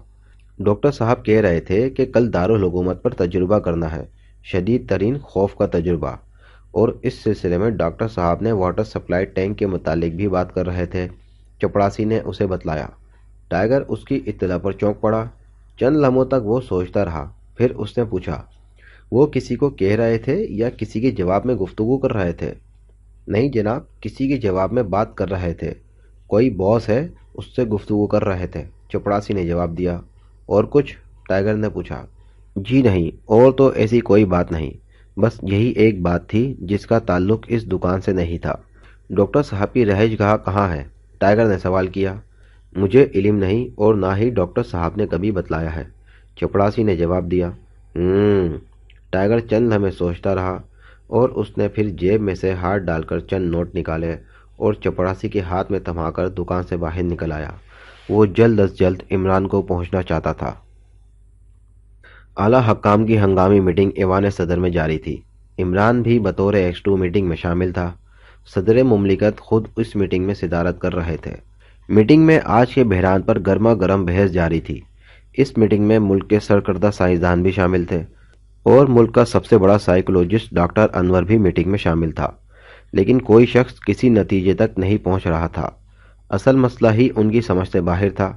वजीर दफ़ा ने छावनी में वाटर क्लिनिक प्लांट में होने वाले वाक़ये से भी बाकी मेंबरान को आगाह किया और उसके साथ ही ये बतलाया कि इस वाक़ये के होते ही पानी की सप्लाई रोक दी गई और फिर पानी का मिलिट्री लेबॉर्ट्री में अच्छी तरह तजुर्बा किया गया, मगर किसी भी चीज़ का सुराग ना लगाया जा सका। पानी बिल्कुल साफ था, उसमें किसी किस्म के जरासीम वगैरह नहीं पाए गए थे। चुनाचे बाकायदा तौर पर रिपोर्ट मिलने पर पानी की सप्लाई दोबारा जारी कर दी गई थी। लेकिन पानी की सप्लाई होने के 1 घंटे बाद छावनी में भी हालत ख़राब हो गई। फौजियों ने असला हाथ में लेने से इनकार कर दिया। असले को देखते ही खौफ से उनके पसीने छूटने लग जाते थे। सिर्फ एक दिन में कमांडर के पास हज़ारों ऑफिसर्स और सिपाहियों के इस्तीफे पहुंच गए। वो सब लोग फौज की नौकरी छोड़ना चाहते थे। चुनाचे यही वजह थी कि शहर में ज़बरदस्त बहरान के बावजूद फौज को तलब नहीं किया गया था, क्योंकि फौजियों की अपनी हालत भी शहरियों से कम नहीं थी। आखिर हम क्या करें? इस तमाम वाक़ये की कोई ना कोई वजह तो ज़रूर होगी। अगर हमने फौरी तौर पर इसका हल ना निकाला तो पूरा मुल्क तबाह बर्बाद हो जाएगा, सदर मुमलिकत ने झंझला कर जवाब दिया। तमाम मेंबरान खामोश हो गए। आखिर सदर मुमलिकत ने X2 की तरफ देखा। मिस्टर X2, आपकी क्या राय है? सदर मुमलिकत अब बराह रास्त X2 से मुखातिब हुए, जो अब तक खामोश बैठा तमाम मेंबरान की बातें सुन रहा था। मैं डॉक्टर अनवर की राय सुनना चाहता हूँ, X2 ने डॉक्टर अनवर की तरफ देखते हुए कहा। सदर मुमलिकत, खौफ एक फितरी जज्बा है जो थोड़ा बहुत हर इंसान में पाया जाता है। ये कोई ऐसी बीमारी नहीं जिसे किसी भी ज़रिए से पैदा किया जा सके। ये एक फितरी अमर है। आज के बहरान और फौजी छावनी के मुतालिक रिपोर्ट के बाद मैं इस नतीजे पर पहुंचा हूं कि पुरअसरार तरीके पर हमारे शहरियों और फौजियों में खौफ का जज्बा अपनी शिद्दत पर पहुंच गया है। इसकी वजूहात क्या हैं, ये ना ही साइकोलॉजी बता सकती है और ना ही मेडिकल साइंस। सिर्फ मेरा एक अंदाज़ा है, और वो ये कि दारुल हुकूमत की आबो हवा में अचानक कोई ऐसी तब्दीली आ गई है یا پیدا کر دی گئی ہے، جس کے نتیجے میں یہ حالات سامنے آئے ہیں، مگر اس تبدیلی کا کھوج لگانا چند گھنٹوں یا چند دنوں میں ممکن نہیں۔ اس کے لیے باقاعدہ طور پر تحقیقات کی جائے۔ ڈاکٹر انور نے تفصیل سے اپنی رائے بتلائی اور پھر بیٹھ گئے۔ ہو سکتا ہے ڈاکٹر انور کہ آب و ہوا میں دانستہ طور پر یہ تبدیلی پیدا کر دی گئی ہو؟ X2 نے سوال کیا۔ نہیں جناب، میرے خیال میں یہ ناممکن ہے، ڈاکٹر انور نے جواب دیا۔ کیوں؟ جب آپ اپنے آپ کو کسی دوسری شخصیت کے روپ میں تبدیل کر سکتے ہیں تو آب و ہوا میں تبدیلی کیوں نہیں ہو سکتی؟ X2 نے پرسرار لہجے میں کہا، اور دوسرے لمحے اس نے ریوالور نکال کر ڈاکٹر انور پر تان لیا۔ تمام ممبر حیرت زدہ ہو گئے۔ ڈاکٹر انور بھوکلا کر کھڑا ہو گیا۔ خبردار ڈاکٹر انور، اگر آپ نے معمولی سی بھی حرکت کی تو میرا ریوالور خاموش نہیں رہے گا، X2 نے چیتے کی طرح گھراتے ہوئے کہا، اور پھر اس کے اشارے پر سیکیورٹی گارڈز نے ڈاکٹر انور کو گھیر لیا۔ کیا بات ہے مسٹر X2، یہ آپ کیا کر رہے ہیں؟ ڈاکٹر انور ہمارے ملک کے مایہ ناز اور قابل فخر سائیکولوجسٹ ہیں، صدر مملکت نے بھی حیرت بھرے لہجے میں کہا۔ جی ہاں، میں تسلیم کرتا ہوں، مگر یہ ڈاکٹر انور نہیں ہے، بلکہ ڈاکٹر انور کے روپ میں مجرموں کا آدمی ہے، X2 نے جواب دیا، اور اس کے اس انکشاف پر تمام ممبر حیرت سے اچھل پڑے۔ اس کا میک اپ صاف کیا جائے، X2 نے سیکیورٹی گارڈز کے ایک آفیسر سے کہا۔ اسی لمحے ڈاکٹر انور کے چہرے پر تشخیص کے آثار نمایاں ہوئے اور پھر اس کی حالت بدلنے لگی۔ تم لوگ قیامت تک نہیں سمجھ سکتے کہ تمہارے ساتھ کیا حشر ہونے والا ہے، اس نے اٹک اٹک کر کہا۔ ڈاکٹر انور کہاں ہے؟ X2 نے اس کے قریب آ کر سخت لہجے میں پوچھا۔ اسے میں نے مار دیا ہے اور اس کی لاش گٹر میں بہا دی تھی، اس نے جواب دیا، اور پھر اس کا سر ڈھلک گیا، وہ ختم ہو چکا تھا اور اس کے جسم کا رنگ نیلا ہو چکا تھا۔ زہریلا کیپسول، X2 نے بڑبڑاتے ہوئے کہا۔ یہ کیسے مرا؟ صدر مملکت نے X2 کو بڑبڑاتے ہوئے دیکھا اور پوچھا۔ اس نے مصنوعی دانت کے خول میں زہریلا کیپسول چھپا رکھا تھا، وہ نگل لیا، X2 نے جواب دیا، اور پھر اس کے اشارے پر اس کی لاش سیکیورٹی گارڈ اٹھا کر کمرے سے باہر لے گئے۔ ہر شخص کی حیرت اور تعجب سے آنکھیں پھٹی ہوئی تھیں۔ اس کا مطلب ہے کہ یہ بحران باقاعدہ سازش کے تحت پیدا کیا گیا ہے۔ سر رحمان نے سب سے پہلے خاموشی کا طلسم توڑا۔ جی ہاں رحمان صاحب، اب آپ صحیح نتیجے پر پہنچے۔ یہ دراصل ہمارے ملک کے خلاف ایک بھیانک سازش ہے۔ دشمن اس دفعہ ایک نئے روپ میں سامنے آئے ہیں۔ اس نے نہ تو ہنگامے کرائے ہیں اور نہ ہی اقتصادی بحران بیرا کیا ہے۔ اس دفعہ دشمن نفسیاتی جنگ لڑ رہا ہے، اور آپ دیکھیں کہ وہ اب تک بے حد کامیاب رہا ہے۔ ہمارے بہادر فوجی اور ہمارے دلیر عوام خوفزدہ اور بزدل بن چکے ہیں۔ میرے خیال میں یہ سب کچھ ابھی تجرباتی پیمانے پر کیا جا رہا ہے۔ اب مجرموں کا نیا قدم پورے ملک اور پوری افواج پر حملہ ہوگا، نفسیاتی حملہ، اور ہمارا یہ حال ہے کہ ہمارے سائنسدان اور ڈاکٹر ابھی تک اس کی وجہ ہی نہیں سمجھ سکے کہ یہ نفسیاتی بحران کیسے پیدا ہوا۔ اب میں آپ کو بتلاتا ہوں کہ دشمن کے کسی ذہین سائنسدان نے ایک ایسی دوا ایجاد کر لی ہے جو انسانوں کی فطری جذبات میں شدت پیدا کر دیتی ہے۔ اس دوا سے جو یقیناً نفسیاتی دنیا میں ایک تہلکہ مچا دینے والی ایجاد تھی، دشمنوں نے تخریبی کام لینا شروع کر دیا، اور حسب توقع اس کا پہلا نشانہ ہمارا ملک بنا۔ میرے چند ممبران کو سب سے پہلے پرسرار طور پر اغوا کر کے انہیں اس دوا کے انجیکشن دیے گئے۔ مقصد صرف یہ تھا کہ سیکریٹ سروس آڑے نہ آئے۔ نتیجے میں سیکریٹ سروس کے چند ممبران اس پرسرار بیماری میں مبتلا ہو گئے۔ میری سیکریٹ سروس کا ایک دلیر رکن اتنا بزدل ہو گیا کہ چھپکلی سے بھی خوف کھانے لگا۔ پھر اس کا دوسرا تجربہ چھاؤنی پر کیا گیا، اور اب اس کا تجربہ پورے دارالحکومت پر کیا گیا ہے۔ اگر مجرم فوری طور پر نہ پکڑے گئے تو ان کا آئندہ اقدام کیا ہوگا، اس کا اندازہ آپ بہتر طور پر لگا سکتے ہیں۔ X2 نے اپنی پوری تقریر ہی کر ڈالی۔ مجرم کہاں ہے اور اس بیماری کا سدباب کیسے کیا جا سکتا ہے؟ سر سلطان نے پوچھا۔ اتفاقی طور پر مجھے اس وبا کا علاج معلوم ہو گیا ہے، نتیجے میں میرے ممبر ٹھیک ہو گئے۔ X2 نے پرسرار انداز میں انکشاف کیا، اور اس کے اس انکشاف نے تمام کو یوں چکا دیا جیسے ان کے سروں پر ایٹم بم گر پڑا ہو۔ علاج معلوم ہو گیا ہے؟ Very good! سب کی زبان سے بے اختیار یہ الفاظ نکلے۔ فوراً بتلائیے، وہ کیا علاج ہے؟ آپ اب تک خاموش بیٹھے تھے۔ صدر مملکت کا لہجہ پرجوش تھا۔ آپ حضرات نے میری پوری بات تو سنی ہی نہیں۔ وہ علاج میں نے اپنے ممبران پر آزمایا تو وہ بالکل ٹھیک ہو گئے، مگر آج کے بحران میں نے وہی علاج جب دوسرے لوگوں پر آزمایا تو ان پر کوئی اثر نہیں ہوا۔ X2 نے اپنی بات مکمل کی اور ناکامی کا سن کر مسرت کے کھلے ہوئے چہرے لٹک گئے۔ وہ علاج کیا تھا؟ وزیر دفاع نے سوال کیا۔ لیمن اسکواش، X2 نے جواب دیا، اور لیمن اسکواش کا نام سن کر سر سلطان چوک پڑے، پھر ان کے چہرے پر ایک مسکراہٹ سی دوڑ گئی۔ لیمن اسکواش، سب حیرت سے چیخے۔ جی ہاں، لیمن اسکواش، لیمو میں موجود ایسڈ دراصل اس بیماری کا علاج تھا، اور میرے ممبران پر یہ تجربہ کامیاب رہا۔ تو پھر دوسرے لوگوں پر یہ ناکام کیوں رہا؟ سر رحمان نے حیرت سے بھرپور لہجے میں پوچھا۔ اس کی وجہ یہ ہو سکتی ہے کہ میرے ممبران پر جو دوا استعمال کی گئی ہے وہ عام شہریوں پر استعمال کی جانے والی دوا سے نوعیت میں مختلف تھی، کیونکہ میں نے دیکھا ہے کہ میرے ممبران پر جو دوا استعمال کی گئی تھی اس سے ان میں دو جذبات نے بیک وقت شدت اختیار کر لی، خوف اور بزدلی، جبکہ شہریوں میں صرف خوف کا جذبہ شدت اختیار کر گیا تھا۔ ہو سکتا ہے کہ اس کا علاج مختلف ہو، X2 نے جواب دیا۔ اب پھر مسئلہ تو وہی رہا، صدر مملکت نے مایوسی سے کہا۔ ہاں، ایک بات میں بتلانا چاہتا ہوں کہ فوجی چھاؤنی اور شہریوں پر جو دوا استعمال کی گئی ہے وہ پانی میں ملا کر دی گئی ہے، کیونکہ آج کے بحران سے پہلے میں نے ممبران کو تاکید کر دی تھی کہ وہ سرکاری نلوں کا پانی پینے سے گریز کریں، چنانچہ وہ محفوظ رہے۔ اور اس کے علاوہ آپ لوگوں نے خود محسوس کر لیا ہوگا کہ جن کی کوٹھیوں میں ان کے اپنے ٹیوب ویل کام کر رہے ہیں وہ اس بیماری سے محفوظ ہیں۔ X2 نے انکشاف کیا۔ مگر فوجی چھاؤنی کے پانی کا لیبارٹری تجربہ کیا گیا تو وہ بالکل صاف تھا، وزیر دفاع نے اعتراض کیا۔ مسٹر منسٹر، بعض چیزیں ایسی ہیں جو کیمیائی تجزیے میں ظاہر نہیں ہو سکیں، ہو سکتا ہے یہ بیماری بھی ایسے کسی محلول سے پیدا کی گئی ہو، X2 نے جواب دیا۔ مگر جب یہ دوا پانی میں ملا دی گئی تھی تو پھر سورج نکلنے کے بعد یہ کیوں پھیلی، اور سورج غروب ہوتے ہی اس میں کمی کیوں آ گئی؟ ایک سائنسدان نے اعتراض کیا۔ میں سائنسدان نہیں ہوں، یہ مجرموں کی گرفتاری کے بعد علم ہوگا کہ ایسا کیوں ہوا، بہرحال اس کی بھی کوئی وجہ ضرور ہوگی۔ تو پھر فوری طور پر یہ اعلان کر دیا جائے کہ لوگ سرکاری نلوں سے پانی نہ پئیں، اور فوری طور پر شہر اور چھاؤنی کے واٹر ٹینکروں میں موجود تمام پانی ضائع کر دیا جائے تاکہ بعد میں تازہ پانی سپلائی کیا جا سکے۔ وزیر داخلہ نے تجویز پیش کی۔ جی ہاں، یہ ضروری ہے، اور دوسرا، تمام واٹر ٹینکروں اور پلانٹس پر کڑی نگرانی کی جائے تاکہ بعد میں بھی کوئی دشمن ان میں وہ دوا نہ ملا سکے، X2 نے جواب دیا۔ مجرموں کا کیا ہوگا؟ صدر مملکت نے سوال کیا۔ کیس چونکہ میرے ڈپارٹمنٹ کو سونپا جا چکا ہے، اس لیے ان کو گرفتار کرنا میری ذمہ داری ہے، اور یہ کام آپ مجھ پر چھوڑ دیں۔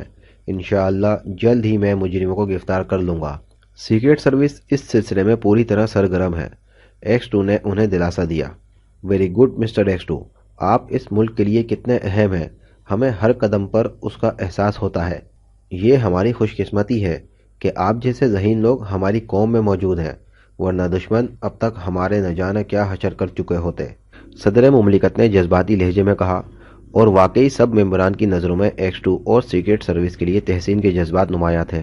صدر مملکت نے ضروری احکام صادر کرنے کے بعد میٹنگ برخاست کر دی۔ فون کی گھنٹی جیسے ہی بجی، بلیک زیرو نے چونک کر ریسیور اٹھا لیا۔ X2، اس نے سپاٹ لہجے میں کہا۔ میں جولیا بول رہی ہوں سر، دوسری طرف سے جولیا کی کپکپاتی ہوئی آواز سنائی دی، اور بلیک زیرو جولیا کی آواز سن کر چونک کر سیدھا ہو گیا۔ جولیا، تم کہاں سے بول رہی ہو؟ اس نے اپنے لہجے کو سنبھالتے ہوئے پوچھا۔ سر، میں کنگ ہوٹل سے بول رہی ہوں، اور ابھی ابھی مجرموں کے ہیڈ کوارٹر سے جان بچا کر یہاں پہنچی ہوں، جولیا نے جواب دیا۔ کوڈ میں تفصیل بتاؤ، بلیک زیرو نے سخت لہجے میں سوال کیا، اور جولیا نے اپنے ہوش میں آنے سے لے کر ہوٹل کنگ تک پہنچنے کے تمام واقعات کوڈ ورڈز میں بتا دیے۔ تم یہ کوٹھی پہچانتی ہو؟ بلیک زیرو نے کچھ سوچتے ہوئے سوال کیا۔ جناب، میرا جہاں تک اندازہ ہے وہ سول لائنز کی تیسری رو تھی، اور کوٹھی میں دیکھ کر ہی بتا سکتی ہوں، میں جلدی میں اس کا نمبر وغیرہ چیک نہیں کر سکی، جولیا نے جواب دیا۔ جو کار تم نے استعمال کی تھی اس کا نمبر کیا تھا؟ بلیک زیرو نے سوال کیا۔ ان کاروں پر نمبر پلیٹ موجود نہیں تھی جناب، جولیا نے جواب دیا۔ بوس کا حلیہ تفصیل سے بتاؤ، بلیک زیرو نے جواب دیا، اور جولیا نے بوس کا حلیہ پوری تفصیل سے بتا دیا۔ اچھا، تم وہیں ٹھہرو، میں کیپٹن شکیل، صفدر اور تنویر کو بھیجتا ہوں۔ تم لوگ اس کوٹھی کا پتہ کرو، اور پھر جب تمہیں اس کوٹھی کے متعلق یقین ہو جائے تو مجھے واش ٹرانسمیٹر پر کنیکٹ کر کے مزید ہدایت لینا، بلیک زیرو نے جولیا سے کہا، اور پھر ریسیور رکھ دیا۔ اسے جولیا کے اس فون سے بے حد خوشی ہوئی تھی۔ جولیا نہ صرف اکیلی دشمنوں کے اڈے سے فرار ہونے میں کامیاب ہو گئی، بلکہ اس طرح مجرموں کا ہیڈ کوارٹر بھی نظروں میں آ گیا تھا، اور یہ ایک اہم انکشاف تھا، مگر اس کے ساتھ ساتھ اسے یہ بھی خیال آ رہا تھا کہ جولیا کے کامیاب فرار کے بعد مجرموں نے یقیناً جتنی جلدی ہو سکا وہ اڈہ خالی کرنے میں کوشش کی ہوگی۔ بہرحال چیکنگ تو اولین فرض تھا، ہو سکتا ہے مجرم اپنی طاقت کے ذہن میں ابھی تک وہیں ہو۔ اس نے ریسیور اٹھایا اور پھر باری باری کیپٹن شکیل، تنویر اور صفدر کو ہوٹل کنگ میں جولیا سے ملنے کی ہدایت دی۔ وہ اب عمران کا انتظار کرنے لگا۔ عمران ہنگامی میٹنگ میں تھا اور اس دوران بلیک زیرو اس سے کانٹیکٹ بھی نہیں کر سکتا تھا، اس لیے اس نے انتظار مناسب سمجھا۔ تقریباً 15 منٹ بعد عمران کمرے میں داخل ہوا۔ وہ ابھی تک ایکس2 کے مخصوص لباس میں تھا۔ کوئی نئی خبر بلیک زیرو؟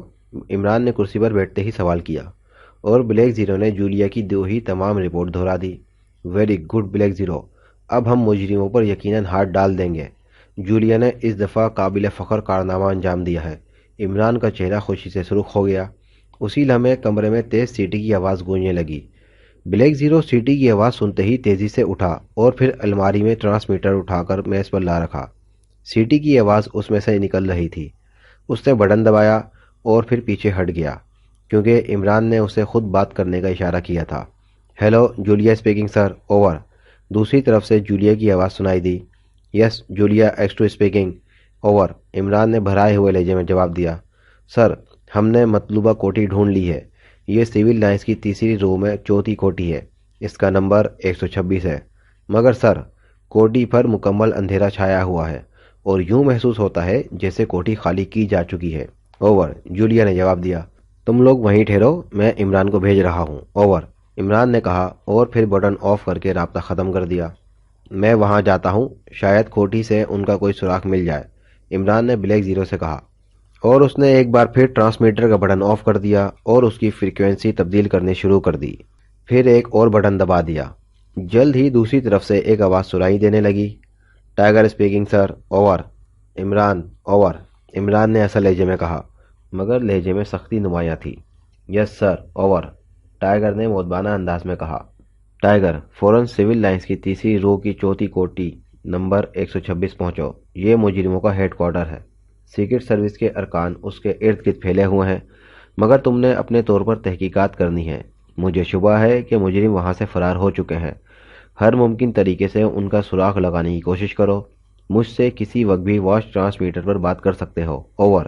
عمران نے اسے احکامات دیے اور پھر بٹن دبا دیا۔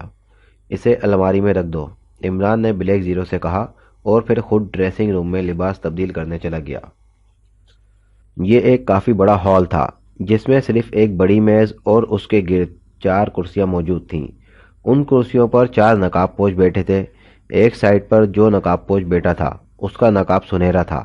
بے شک ہم اپنے مشن میں اب تک بہت کامیاب رہے ہیں، مگر اس کے باوجود ہم اپنے اصل اور عظیم مشن سے تاحال بہت دور ہیں، اور پھر سیکرٹ سروس بھی ہمارے آڑے آ رہی ہے۔ سیکرٹ سروس کی ایک لیڈی رکن جسے اغوا کر کے ہیڈ کوارٹر لایا گیا تھا، نمبر 2 کو قتل کر کے فرار ہونے میں کامیاب ہو گئی ہے، اور جس کے نتیجے میں ہمیں فوری طور پر ہیڈ کوارٹر تبدیل کرنا پڑا اور اس ہیڈ کوارٹر میں موجود تمام سائنسی نظام تباہ کرنا پڑ گیا۔ دوسرا، نمبر 3 جو ڈاکٹر انور کے روپ میں اعلیٰ حکام کی ہنگامی میٹنگ میں شامل ہوا تھا، وہی میٹنگ میں ختم کر دیا گیا، اور اس طرح ہم صرف اس اہم میٹنگ کی کارروائی معلوم کرنے سے محروم ہو گئے، بلکہ ہمارا ایک ذہین کارکن بھی ختم ہو گیا۔ پھر اس میٹنگ کے بعد سرکاری طور پر یہ اعلان کیا گیا کہ سرکاری نلوں کا پانی استعمال نہ کیا جائے، اور اس کے ساتھ ہی مجھے رپورٹ ملی ہے کہ اسٹاک میں موجود تمام پانی ضائع کر دیا گیا ہے اور اسٹور صاف کر کے نیا پانی اب استعمال میں لایا جا رہا ہے، اور اب چھاؤنی کے واٹر پلانٹ اور شہر کے واٹر سپلائی پلانٹس پر کڑی نگرانی کی جا رہی ہے۔ ان اقدامات سے صاف ظاہر ہوتا ہے کہ وہ لوگ ہمارے زیادہ قریب آتے جا رہے ہیں، ورنہ انہیں قطعی یہ معلوم نہ ہو سکتا کہ یہ وبا کس ذریعے سے پھیلی ہے۔ اس کے علاوہ مجھے رپورٹ ملی ہے کہ عمران اور سیکرٹ سروس کے دیگر رکن جنہیں انجیکشن لگائے گئے تھے اب بالکل ٹھیک ٹھاک ہیں، اور سابقہ ہیڈ کوارٹر کے گرد انہیں دیکھا گیا ہے۔ ان میں وہ لڑکی جولیا بھی موجود تھی، باس نے تفصیل سے تمام حالات سناتے ہوئے کہا۔ حیرت ہے باس، وہ لوگ کس طرح صحیح ہو گئے جبکہ انہیں 400 طاقت کے انجیکشن لگائے گئے تھے؟ ان کے ٹھیک ہونے کا تو سوال ہی پیدا نہیں ہوتا، ایک نمبر نے حیرت سے بھرپور لہجے میں کہا۔ اس بات پر میں خود حیران ہوں کہ انہوں نے اس کا علاج کیسے ڈھونڈ لیا، اور اگر ڈھونڈ بھی لیا تھا تو پھر عام شہریوں پر اس علاج کو کیوں نہیں آزمایا گیا، اور معاملہ صرف پانی نہ پینے تک ہی محدود کیوں رکھا گیا؟ बॉस ने जवाब दिया, बॉस, वो उसका इलाज क़यामत तक मालूम नहीं कर सकते। हमारे मुल्क के साइंसदान जिन्होंने इस अजीब व गरीब दवा को ईजाद किया है, वो सालों की तहकीक के बाद भी इसका तोड़ नहीं कर सकते, तो किस तरह चंद घंटों में इसका इलाज ढूंढ लिया, एक और मेंबर ने कहा। बहरहाल जो कुछ भी हो, वो मेंबर और इमरान अब बिल्कुल ठीक है, बॉस ने फिक्रमंद लहजे में जवाब दिया। तो फिर अब आपने क्या फैसला किया है, एक मेंबर ने उससे पूछा। मैंने बेहद गौर व फिक्र के बाद ये फैसला किया है कि हमें फौरन अपना अजीम मिशन पूरा करने के लिए कार्रवाई शुरू कर देनी चाहिए। कहीं ऐसा ना हो कि हमारा मिशन मुकम्मल होने से पहले सीक्रेट सर्विस हमारे रास्ते पर लग जाए, बॉस ने जवाब दिया। मगर बॉस, इस अजीम मिशन को शुरू करने का अभी मुनासिब वक्त नहीं आया। चीफ हेड क्वार्टर की हिदायत के मुताबिक हमें उन छोटे छोटे तजुर्बात के बाद उनसे हिदायत लेनी थी, फिर ये मिशन शुरू करना था, एक मेंबर ने कहा। हाँ, तुम ठीक कहते हो, मगर मैंने ये कब कहा कि मैं अभी मिशन शुरू करना चाहता हूँ? मैंने भी यही कहा है कि हमें अजीम मिशन के पूरा करने के लिए कार्रवाई शुरू कर देनी चाहिए। कार्रवाई से मेरी मुराद यही थी कि चीफ हेड क्वार्टर से हिदायत ली जाए और फिर मरकजी जगह ढूंढी जाए जिससे हम पूरे मुल्क को फौरी तौर पर कवर कर सकें, बॉस ने खुशगवार लहजे में जवाब दिया। सर, क्यों ना हम फिलहाल पूरी तवज्जो सीक्रेट सर्विस की सरकूबी पर मरकूज कर दें। सीक्रेट सर्विस के खात्मे के बाद हम इत्मीनान से मुनासिब वक्त पर अपना मिशन पूरा कर सकते हैं, एक मेंबर ने तजवीज़ पेश की। सीक्रेट सर्विस की सरकोबी भी हमारे मिशन का एक अहम हिस्सा है और इसलिए हमने सबसे पहले इस मुल्क के खतरनाक तरीन आदमी पर हाथ डालकर उसे बेबस कर दिया था और उस आदमी यानी इमरान के मुतालिक हेड क्वार्टर की तरफ से खास हिदायत भी थी। फिर हमें चंद मेंबरान का पता चला जब वो ओल्ड फोर्ट की निगरानी के लिए आए, चुनाचा उन्हें भी इंजेक्शन लगा दिए गए। गोश्त शुरू में नताइज हमारे हक में रहे, मगर अब हैरत अंगेज तौर पर वो ठीक हो चुके हैं, बॉस ने जवाब दिया। इमरान बज़ाहिर तो एक अहमक आदमी है, न जाने हेड क्वार्टर की उसके बारे में इतनी सख्त हिदायत क्यों है, एक मेंबर ने नागवार से लहजे में कहा। तुम नहीं जानते ये इमरान क्या बला है, इस मुल्क का सबसे खतरनाक और ज़हीन तरीन आदमी जिसने सैकड़ों साजिशों के नतीजे उधेड़ कर रख दिए और बड़े बड़े नामी गिरामी मुजरिमों और जासूसों को इस मुल्क में इस आदमी ने मौत के घात उतार दिया या वो नाकामी की जिल्लत उठाकर यहाँ से फरार होने पर मजबूर हो गए। बॉस ने इमरान के कारनामों की तफसीलात बताई। तो फिर हमसे गलती हुई, जब इमरान हमारे हत्थे चढ़ा था तो उसे उसी वक्त गोली मार देनी चाहिए थी, ना रहता बांस ना बजती बांसुरी, उसी मेंबर ने जवाब दिया। तुम ठीक कहते हो, वाकई ये एक गलती थी, लेकिन उस वक्त तो उसे जो सजा दी गई थी वो मौत से भी बदतर थी, लेकिन किसे मालूम था कि वो इतनी जल्दी हैरत अंगेज तौर पर ठीक हो जाएगा, बॉस ने जवाब दिया। तो मेरे ख्याल में आप पहले इमरान को ख़त्म करने का प्रोग्राम मुर्तब करें और उसके साथ ही सीक्रेट सर्विस के जो मेंबर भी हमारी लिस्ट में आए उन्हें फौरी हिलाक कर दिया जाए, एक मेंबर ने तजवीज़ पेश की। इस सिलसिले में ग्रुप नंबर 4 को तफसीली हिदायत दे चुका हूँ, मुझे उम्मीद है कि वो जल्द ही कामयाब हो जाएंगे, बॉस ने जवाब दिया। फिर ठीक है, ग्रुप 4 यकीनन अपने मकसद में कामयाब हो जाएगा, उसी मेंबर ने जिसने ये राय दी थी मुतमईन लहजे में जवाब दिया। क्यों ना हेड क्वार्टर से तफसीली हिदायत ली जाए, एक मेंबर ने राय दी। मैंने इसीलिए आप सबको यहाँ इकट्ठा किया है क्योंकि मैं सबके मशवरे से इस बात का फैसला करना चाहता हूँ, बॉस ने जवाब दिया। तो ठीक है, आप हेड क्वार्टर से बात कर लें, सब मेंबरान ने फैसला कुन लहजे में कहा और दूसरे लम्हे बॉस ने मेज़ के किनारे लगा हुआ बटन दबा दिया। चंद लम्हों बाद दरवाज़ा खुला और एक नकाबपोश मौदबाना अंदाज में अंदर दाखिल हुआ। लॉन्ग व्यू ट्रांसमीटर ले आओ, बॉस ने उसे तहकुमाना लहजे में कहा और वो असबात में सर हिलाता हुआ वापस मुड़ गया। तकरीबन 5 मिनट बाद वो वापस आ गया। उसने काफ़ी बड़ा ट्रांसमीटर उठाया हुआ था। ट्रांसमीटर उसने लाकर दरमियानी मेज़ पर रखा और फिर सर झुकाकर खड़ा हो गया। तुम जा सकते हो, बॉस ने उसे हुक्म दिया और वो उल्टे कदमों वापस मुड़ गया। दरवाज़ा बंद होने के बाद बॉस ने ट्रांसमीटर का एरियल निकालकर बुलंद किया और फिर एक बटन दबा दिया। ट्रांसमीटर में ज़िंदगी के आसार पैदा हुए। बॉस ने फ्रीक्वेंसी सेट करने के बाद एक और बटन दबाया। बटन दबते ही ट्रांसमीटर से आवाज़ें उभरने लगी। ऐसे महसूस हो रहा था जैसे समंदर की लहरें साहिल से सल पटक रही हों। जल्द ही शोर हल्का पड़ता चला गया और फिर उसकी बजाय एक सख्त सी आवाज़ कमरे में गूंज उठी। Yes, chief head quarter operator number 11-3 speaking, over. Change the world number 1 speaking, this and chief से बात कराओ, ओवर, बॉस ने जवाब दिया। On emergency line RR Daisy, over, operator ने सवाल किया। Emergency line hurry up over, boss نے گھمبیر لہجے میں جواب دیا۔ Okay wait for few minutes over, operator نے جواب دیا، اور ایک بار پھر لہروں کی آوازیں کمرے میں گونجنے لگیں۔ سب لوگ دم سادے بیٹھے تھے۔ چند لمحوں بعد ایک آواز کمرے میں گونجنے لگی، جیسے چند جنگلی بلیاں آپس میں لڑ پڑی ہوں۔ پھر ان پر ایک انسانی آواز چھا گئی، yes chief this end over, mission change the world number 1 speaking over. Boss نے انتہائی مودبانہ لہجے میں جواب دیا، yes number 1 report for emergency line over. Chief کا لہجہ انتہائی سخت تھا۔ سر مشن 1، 2 اور 3 کامیاب ہو گئے ہیں، نمبر 2 اور 3 ہلاک کر دیے گئے۔ مقامی ایس ہماری راہ پر لگ گئی ہے۔ مشن نمبر 1 کا علاج دریافت کر لیا گیا ہے۔ مشن نمبر 2 اور 3 کے سلسلے میں پانی کی ممانعت، موجودہ حالات انتہائی خراب ہیں۔ گریٹ مشن کے لیے ہدایت دیجیے اوور۔ باس نے مختصر مگر جامع رپورٹ دی۔ Bad news number 1، mission number 1 کا کیا علاج دریافت کیا گیا ہے اوور۔ چیف کے لہجے میں تعجب کی جھلکیاں نمایاں تھیں۔ معلوم نہیں باس، بہرحال مشن نمبر 1 کے ٹارگٹ ٹھیک ہو چکے ہیں اوور، چیف نے تیز لہجے میں کہا۔ گروپ نمبر 4 کو آرڈر دیے جا چکے ہیں، گریٹ مشن فوری طور پر شروع ہونا چاہیے، ورنہ حالات انتہائی مخدوش بھی ہو سکتے ہیں اوور، باس نے مودبانہ لہجے میں کہا۔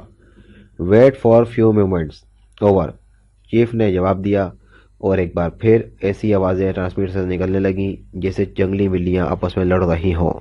چند لمحوں تک خاموشی رہی، پھر چیف کی آواز سنائی دی، اوکے گریٹ مشن کے لیے فیصلہ کر لیا گیا ہے، کل آدھی رات کو گریٹ مشن شروع کر دیا جائے اوور، چیف نے بھرائی ہوئی آواز میں کہا۔ اوکے سر تھینک یو، ہم قطعی تیار ہیں، کل ٹھیک آدھی رات کو گریٹ مشن شروع ہو جائے گا اوور، باس نے مسرت سے بھرپور لہجے میں کہا۔ اوکے ہم بھی ٹھیک ٹائم پر ایکشن شروع کر دیں گے اوور، چیف نے جواب دیا۔ بہتر سر، ہماری طرف سے کوئی کسر باقی نہیں چھوڑی جائے گی اوور، باس نے جواب دیا۔ Over and all wish you good luck, chief نے کہا، اور اس کے آواز آنا بند ہو گئی۔ باس نے ایک طویل سانس لیتے ہوئے ٹرانسمیٹر کا بٹن آف کر دیا۔ جاندار مشین دوبارہ بے جان ہو گئی۔ ہمیں فوری طور پر گریٹ مشن کے لیے تیاریاں شروع کر دینی چاہیے، باس نے کہا، اور پھر وہ سب سر جوڑ کر اس گریٹ مشن کی تفصیلات طے کرنے لگے۔ عمران جب سول لائنز پہنچا تو چاروں طرف تاریکی چھائی ہوئی تھی۔ اسے وہ مخصوص کوٹھی دور ہی سے نظر آ گئی۔ خاصی عالیشان بلڈنگ تھی، لیکن وہ مکمل طور پر اندھیرے میں ڈوبی ہوئی تھی۔ عمران کے قریب پہنچتے ہی ایک درخت کی اوٹ سے ایک سایہ نکل کر اس کی طرف بڑھا۔ عمران صاحب آپ ہیں؟ سایہ نے قریب آ کر سرگوشی کی۔ اوہ صفدر تم؟ عمران نے جوابی سوال کیا۔ جی ہاں، باقی لوگ بھی ارد گرد موجود ہیں، مگر یہ کوٹھی تو خالی معلوم ہوتی ہے، صفدر نے اسی کوٹھی کے متعلق رپورٹ دیتے ہوئے کہا۔ میرے خیال میں اندر چل کر دیکھنا چاہیے، شاید ان کے نئے اڈے کا سراغ مل جائے، عمران نے کہا، اور پھر وہ کوٹھی کے عقب کی طرف چل پڑا۔ صفدر بھی اس کے ساتھ تھا۔ وہ ملک کوٹری کی دیوار کے ساتھ ساتھ چلتے ہوئے مطلوبہ کوٹھی کے عقب میں پہنچ گئے۔ پھر چند لمحوں تک ماحول کا جائزہ لینے کے بعد اچانک عمران اپنی جگہ سے اچھلا، اور دوسرے لمحے وہ پائیں باغ کی چھوٹی دیوار کے اوپر موجود تھا۔ پھر ایک ہلکے سے دھماکے سے وہ اندر اتر گیا۔ صفدر نے بھی اس کی پیروی کی۔ وہ دونوں چند لمحوں تک دیوار کے قریب دبکے رہے۔ پھر عمران دلیرانہ انداز میں آگے بڑھا۔ صفدر نے بھی اس کی پیروی کی۔ دونوں نے ریوالور ہاتھوں میں سنبھال رکھے تھے۔ کوٹھی واقعی خالی ہی تھی۔ انہوں نے تمام کمرے چھان مارے، لیکن انہیں وہاں آدمی تو ایک طرف، فرنیچر بھی نہیں ملا۔ کمال ہے، اتنی جلدی یہ کیسے یہاں سے سامان سمیٹ کر لے گئے؟ صفدر نے حیرت بھرے لہجے میں بڑبڑاتے ہوئے کہا۔ پھر جولیا کے بتائے ہوئے راستوں سے انہوں نے تہہ خانے بھی چیک کر لیے، مگر تہہ خانے بھی خالی تھے۔ تہہ خانوں کے چند کمروں میں تباہی مچی ہوئی تھی۔ ایسا محسوس ہو رہا تھا جیسے یہاں پر فٹ چیزوں کو ڈائنامائٹ سے اڑا دیا گیا ہو۔ سب کو یہیں بلا لو، عمران نے صفدر سے کہا، اور دوسرے لمحے صفدر عمارت کے کمپاؤنڈ سے نکل کر فاٹک کی طرف چل دیا۔ عمران بدستور ایک تہہ خانے میں کھڑا تھا۔ اس کے ہاتھ میں ایک پینسل ٹارچ تھی، جس کی لکیر نما روشنی میں وہ تہہ خانے کا جائزہ لے رہا تھا۔ دوسرے لمحے جولیا، کیپٹن شکیل اور تنویر بھی صفدر کے ہمراہ اندر آ گئے۔ باس کا کمرہ کون سا تھا جولیا؟ عمران نے سوال کیا۔ میرے ساتھ آئیے، میں دکھاتی ہوں، جولیا نے جواب دیا، اور پھر وہ جولیا کے ساتھ ساتھ اس کمرے میں پہنچ گئے۔ عمران نے بغور کمرے کو دیکھا۔ کمرے میں جگہ جگہ سے چیزیں اکھاڑی گئی تھیں۔ میرے خیال میں اس کوٹھی سے ضرور کوئی سرنگ کہیں نکلتی ہے۔ یہ لوگ سامان کے ساتھ اس سرنگ سے فرار ہوئے ہیں۔ ورنہ اتنا سامان اگر یہ سڑک کے ذریعے لے جاتے تو یقیناً نظروں میں آ جاتے۔ عمران نے خیال پیش کیا اور باقی سب ممبران کے دل کو بھی یہ بات لگ گئی۔ تہ خانوں میں ایک سرنگ کا سوراخ لگ جائے گا، عمران نے کہا، اور پھر وہ باری باری تمام تہ خانے چیک کرتے رہے، مگر کہیں سے بھی اس بات کا سراغ نہ لگا۔ آخر وہ ایک بڑے ہال میں پہنچے۔ ہال بری طرح تباہ ہو چکا تھا، صرف چھت سلامت تھی۔ عمران ٹارچ کی روشنی میں ایک ایک چپے کا جائزہ لیتا رہا، پھر ایک کونے میں وہ ایک چھوٹی سی لوہے کی پٹری دیکھ کر چونک پڑا، اور دوسرے لمحے اس نے بغور فرش کا جائزہ لینا شروع کر دیا۔ بائیں سائڈ کی دیوار کے قریب ہی اسے فرش پر ایسے آثار نظر آ گئے جس سے صاف ظاہر تھا کہ یہاں باقاعدہ چھوٹی پٹری بچھی ہوئی تھی۔ اس نے ادھر ادھر دیکھا۔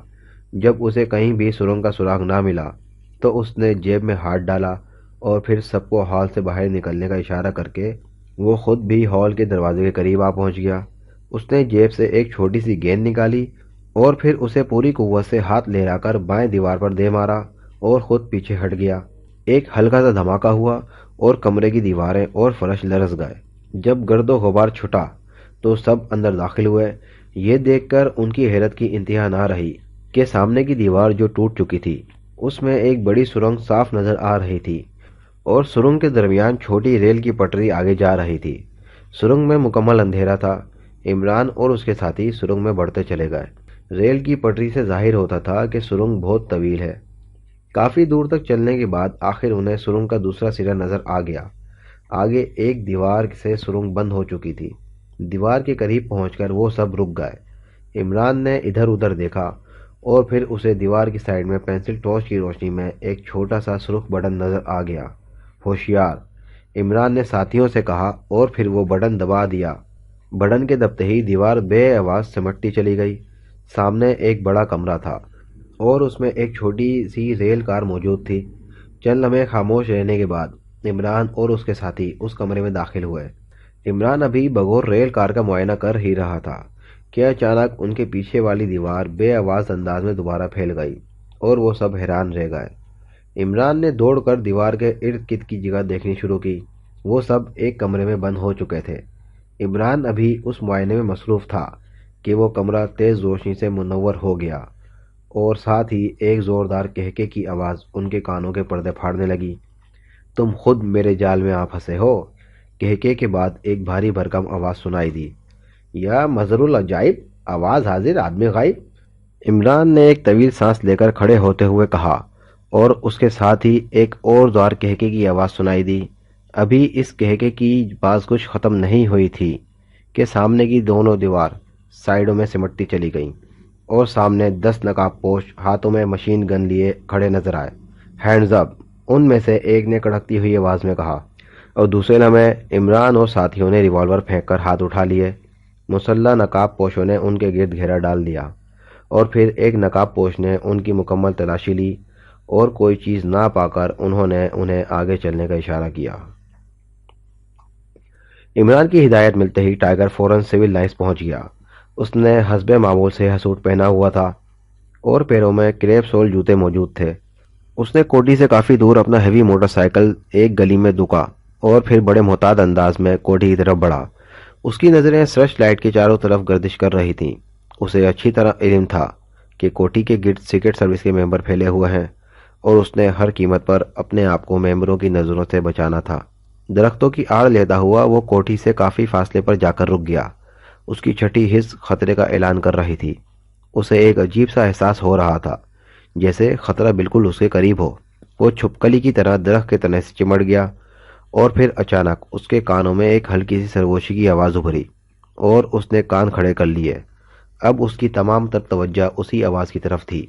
دوسرے لمحے اسے دوبارہ آواز سنائی دی، اور اب وہ اس کا مخرج معلوم کر چکا تھا۔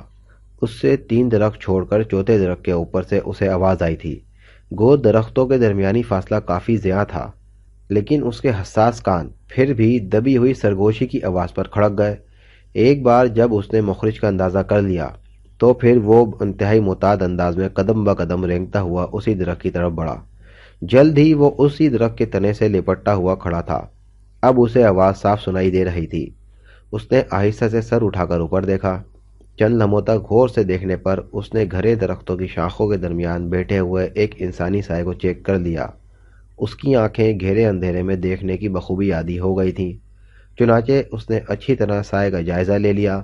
وہ سایہ آنکھوں سے شاید نائٹ ٹیلی اسکوپ لگائے کوٹھی کی طرف متوجہ تھا، اور اس کے ہاتھ میں ایک چھوٹا سا آلہ پکڑا ہوا تھا، اور وہ مسلسل دبی دبی سرگوشیوں میں کسی کو رپورٹ دے رہا تھا۔ یس سر، 4 آدمی کوٹھی کے گرد مختلف جگہوں پر چھپے ہوئے ہیں، وہ مجھے بخوبی نظر آ رہے ہیں۔ اوور۔ سایہ کسی کو رپورٹ دے رہا تھا۔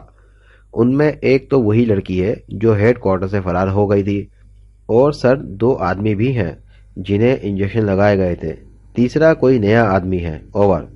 جی ہاں، وہ فی الحال صرف نگرانی کر رہے ہیں، انہیں شاید کسی کا انتظار ہے۔ اوور۔ جی ہاں سر، مجھے یقین ہے وہ دونوں بالکل چست چالاک ہیں، حالانکہ اس وقت ان کی حالت ابتر ہونی چاہیے تھی۔ ٹائیگر سمجھ گیا کہ یہ شخص سیکرٹ سروس کے ممبران کے متعلق رپورٹ دے رہا ہے۔ اسی وقت اسے عمران نظر آ گیا، اور پھر اس نے ایک سائے کو عمران کی طرف بڑھتے ہوئے دیکھا، اور پھر وہ دونوں چھپتے ہوئے کوٹھی کے عقب کی طرف چلے گئے۔ سر، ایک حیرت انگیز بات، عمران بالکل ٹھیک ہے، وہ ابھی ابھی وہاں پہنچا ہے، اور اب ایک پہلے سے موجود شخص کے ساتھ دونوں کوٹھی کے عقب کی طرف چلے گئے ہیں۔ اوور۔ درخت پر موجود آدمی نے رپورٹ دی۔ بالکل سر، مجھے یقین ہے وہ عمران ہے اور بالکل صحت مند ہے۔ اوور۔ ٹائیگر نے ایک لمحے کے لیے سوچا کہ اس آدمی کو فوری طور پر ٹریپ کر لے جو عمران کی رپورٹ دے رہا ہے، لیکن پھر وہ کسی فیصلے کن نتیجے پر پہنچنے کے لیے رک گیا۔ اسے معلوم تھا کہ عمران ترنے والا نہیں جو یوں آسانی سے نکلا جا سکے۔ پھر اس نے کوٹھی کے ایک شکستہ پھاٹک سے ایک سائے کو باہر آتے دیکھا۔ اسی وقت الو کی آواز فضا میں گونجی۔ یہ آواز یقیناً اس سائے کے حلق سے نکلی تھی۔ آواز نکلتے ہی اس نے 3 سایوں کو مختلف جگہوں سے نکل کر کوٹھی کی طرف بڑھتے دیکھا، اور پھر وہ سب کوٹھی میں غائب ہو گئے۔ باس، وہ سب اندر چلے گئے ہیں۔ سر، وہ شاید تہخانوں کی چیکنگ کر رہے ہیں۔ اوور۔ ٹرانسمیٹر پر رپورٹ باقاعدہ جاری تھی۔ کافی دیر خاموشی رہی، کیونکہ عمران اور دیگر ممبران تو کوٹھی کے اندر جا کر غائب ہی ہو گئے تھے۔ ٹائیگر کو خطرہ پیدا ہو گیا کہ کہیں وہ ٹریپ نہ کر لیے گئے ہوں، لیکن وہ اس وجہ سے خاموش رہا کہ عمران اور اس کے ساتھی ٹریپ کر لیے جاتے تو یقیناً اس آدمی کو رپورٹ مل جاتی۔ اچانک اسے کوٹھی کے اندر سے ایک ہلکے دھماکے کی آواز سنائی دی۔ ہوا پر تیرتی ہوئی آواز اس کے کانوں سے ٹکرائی۔ اسے ایسا محسوس ہوا جیسے کسی نے کوٹھی کے اندر ہلکی طاقت کا بم مارا ہو۔ اس کے بعد پھر کافی دیر خاموشی طاری رہی۔ پھر اچانک اسے آواز آئی، یس سر۔ اوہ ویری گڈ ٹریپنگ سر، اب ہمارے گریٹ مشن میں کوئی رکاوٹ نہیں رہی سر۔ سائے نے جواب دیا۔ اس کی آواز مسرت سے لبریز تھی۔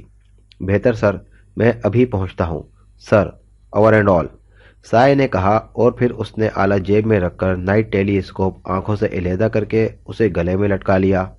ٹائیگر اب چوکنا ہو گیا تھا۔ سائے کی آواز اور باتوں سے اسے اچھی طرح اندازہ ہو گیا تھا کہ عمران اور اس کے دیگر ساتھی ٹریپ کر لیے گئے ہیں، اور وہ کسی گریٹ مشن کو پورا کرنا چاہتے ہیں۔ پھر سایہ اسے درخت سے اترتا ہوا نظر آیا۔ ویسے وہ بڑے محتاط انداز میں نیچے آ رہا تھا۔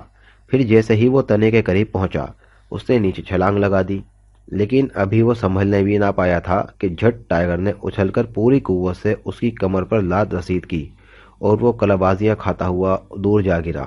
خبردار اگر حرکت کی یا آواز نکالی تو ڈھیر کر دوں گا، ٹائیگر نے گھراتے ہوئے کہا۔ اب اس کے ہاتھ میں سائلنسر چڑھا ہوا ریوالور موجود تھا۔ سایہ، جو ایک طاقتور نوجوان تھا، انتہائی پھرتی سے اٹھ کھڑا ہوا، مگر ٹائیگر نے اس کے سینے پر ریوالور کی نال رکھ دی تھی۔ مگر دوسرے لمحے سائے نے ایک عجیب حرکت کی۔ وہ انتہائی پھرتی سے کام کر گیا۔ اس نے ایک ہاتھ تو نال پر رکھ کر اسے نیچے جھکا دیا تھا، اور اچھل کر ایک بھرپور ٹکر ٹائیگر کی ناک پر ماری تھی۔ ٹائیگر کو اس پھرتی اور مہیب داؤ کی توقع ہی نہیں تھی، اس لیے وہ پشت کے بل زمین پر گرا، اور جھٹکا لگنے سے ریوالور اس کے ہاتھ سے نکل گیا تھا۔ اس کی ناک پر شدید چوٹ آئی تھی، لیکن مقابل کی اس حرکت سے ٹائیگر کے ذہن میں غصے کی آندھیاں امڑ آئیں۔ گو اس کی ناک پر شدید چوٹ آئی تھی، مگر وہ دوسرے لمحے زخمی سانپ کی طرح بل کھاتا ہوا اٹھا، اور نوجوان جو اسے فلائنگ کک لگانا چاہتا تھا، نشانہ چوکنے کی وجہ سے زمین پر گر گیا، اور دوسرے لمحے ٹائیگر نے اس کو دونوں ہاتھوں پر یوں اٹھا لیا جیسے بچہ کسی کھلونے کو اٹھاتا ہے، اور دوسرے ہی لمحے اس نے اسے سر سے بلند کر کے پوری قوت سے زمین پر دے مارا۔ نوجوان کے حلق سے ایک طویل چیخ نکل گئی، اور پھر وہ بے حس و حرکت ہو گیا۔ ٹائیگر نے جنون کے عالم میں اسے ایک بار پھر اٹھا لیا، مگر پھر اچانک اسے ایک خیال آ گیا اور اس نے اسے پھینکنے کی بجائے آرام سے لٹا دیا۔ وہ نوجوان ہوش میں نہ تھا۔ ٹائیگر نے ایک ہاتھ سے اس کی ناک بند کی اور دوسرے ہاتھ سے ایک زوردار تھپڑ اس کے چہرے پر جڑ دیا اور پھر ناک چھوڑ دی۔ نتیجہ حسب توقع رہا۔ نوجوان فوراً ہوش میں آ گیا۔ خبردار، اگر اپنی جگہ سے ہلے تو اس بار گردن توڑ دوں گا، ٹائیگر نے زخمی چیتے کی طرح گھراتے ہوئے کہا، اور اس کے ساتھ ہی اس نے اپنی ہتھیلی کو سیدھے رخ پہ رکھتے ہوئے اس کے چہرے کے سامنے تان دیا۔ نوجوان شاید ٹائیگر کے لہجے سے ہی مرعوب ہو گیا، یا شاید ٹائیگر کی کھڑی ہتھیلی کا خوف تھا، کیونکہ اسے اچھی طرح علم تھا کہ اگر ٹائیگر نے ایک جھٹکے سے ہاتھ مار دیا تو یقیناً گردن کی ہڈی ٹوٹنے میں کوئی کسر نہیں رہے گی۔ تم کون ہو اور کیا چاہتے ہو؟ نوجوان نے پھنسی پھنسی آواز میں سوال کیا۔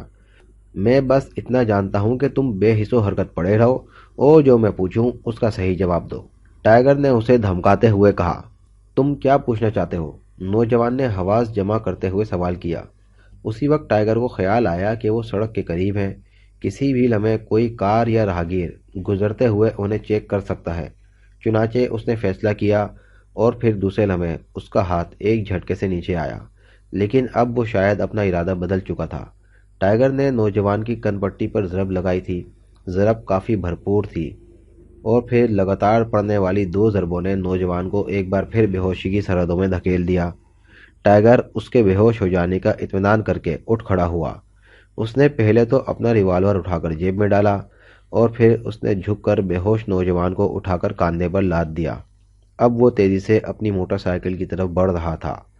چند لمحوں بعد اس کی موٹر سائیکل تیز رفتاری سے گلیوں میں بھاگ رہی تھی۔ اس نے بے ہوش نوجوان کو آگے پیٹرول ٹینکر پر لٹا رکھا تھا۔ گو اس طرح اسے موٹر سائیکل چلانے میں کافی وقت کا سامنا ہو رہا تھا، مگر بہرحال وہ آگے بڑھ رہا تھا۔ عمران کو ایک کمرے میں بند کیا گیا تھا۔ 10 مشین گنوں کے سامنے وہ بے بس تھا، اس لیے وہ خاموش رہا۔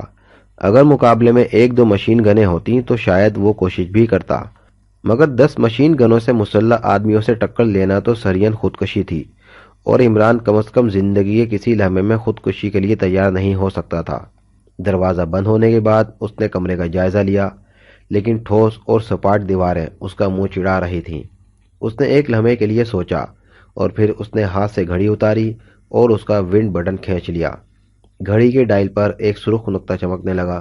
چند ہی لمحوں بعد وہ نقطہ سبز رنگ میں تبدیل ہو گیا۔ ہیلو ٹائیگر، عمران بول رہا ہوں، اوور، عمران نے سرگوشی کے سے انداز میں کہا۔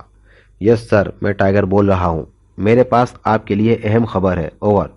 ٹائیگر کی ہلکی سی آواز اس کے کانوں سے ٹکرائی۔ تفصیل بتلاؤ، اوور، عمران نے سخت لہجے میں پوچھا۔ سر، جب آپ اور دیگر ممبران کوٹھی میں داخل ہوئے تو مجرموں کا ایک آدمی کافی دور سے آپ کی نقل و حرکت چیک کر رہا تھا اور ٹرانسمیٹر پر رپورٹ بھی دے رہا تھا۔ میں نے اسے ٹریپ کیا اور پھر بے ہوش کر کے اپنی قیامگاہ پر لے آیا۔ کافی سختی کے بعد جب اس نے زبان نہ کھولی تو مجبوراً مجھے اسے ہپنوٹائز کرنا پڑا اور تب تمام تفصیلات سامنے آ گئیں۔ وہ مجرم تنظیم کا ایک اہم رکن ہے، اس کا نمبر 9 ہے۔ اس کی زبانی پتہ چلا ہے کہ ہمارے ملک کے خلاف ایک بھیانک سازش کی گئی ہے۔ ہمارے ہمسایہ ملک کے سائنسدانوں نے ایک محلول ایجاد کر لیا جو جسم میں داخل ہونے کے بعد دماغ کے ان گہرے مراکز پر اثر انداز ہوتا ہے جہاں جذبات کے خلیات موجود ہیں۔ خاص طور پر خوف اور بزدلی دونوں جذبوں پر وہ زیادہ تیزی اور پائیداری سے اثر انداز ہوتا ہے۔ نتیجے میں جذبات کو شدید تحریک ہوتی ہے، ان جذبوں کی شدت بے انتہا بڑھ جاتی ہے۔ اس کو دشمنوں نے ہمارے خلاف برتنے کا پروگرام بنایا، چنانچہ یہاں آ کر تجربات کیے گئے جو خاصے کامیاب رہے، اور کل آدھی رات کو ان کا اصل مشن شروع ہو رہا ہے۔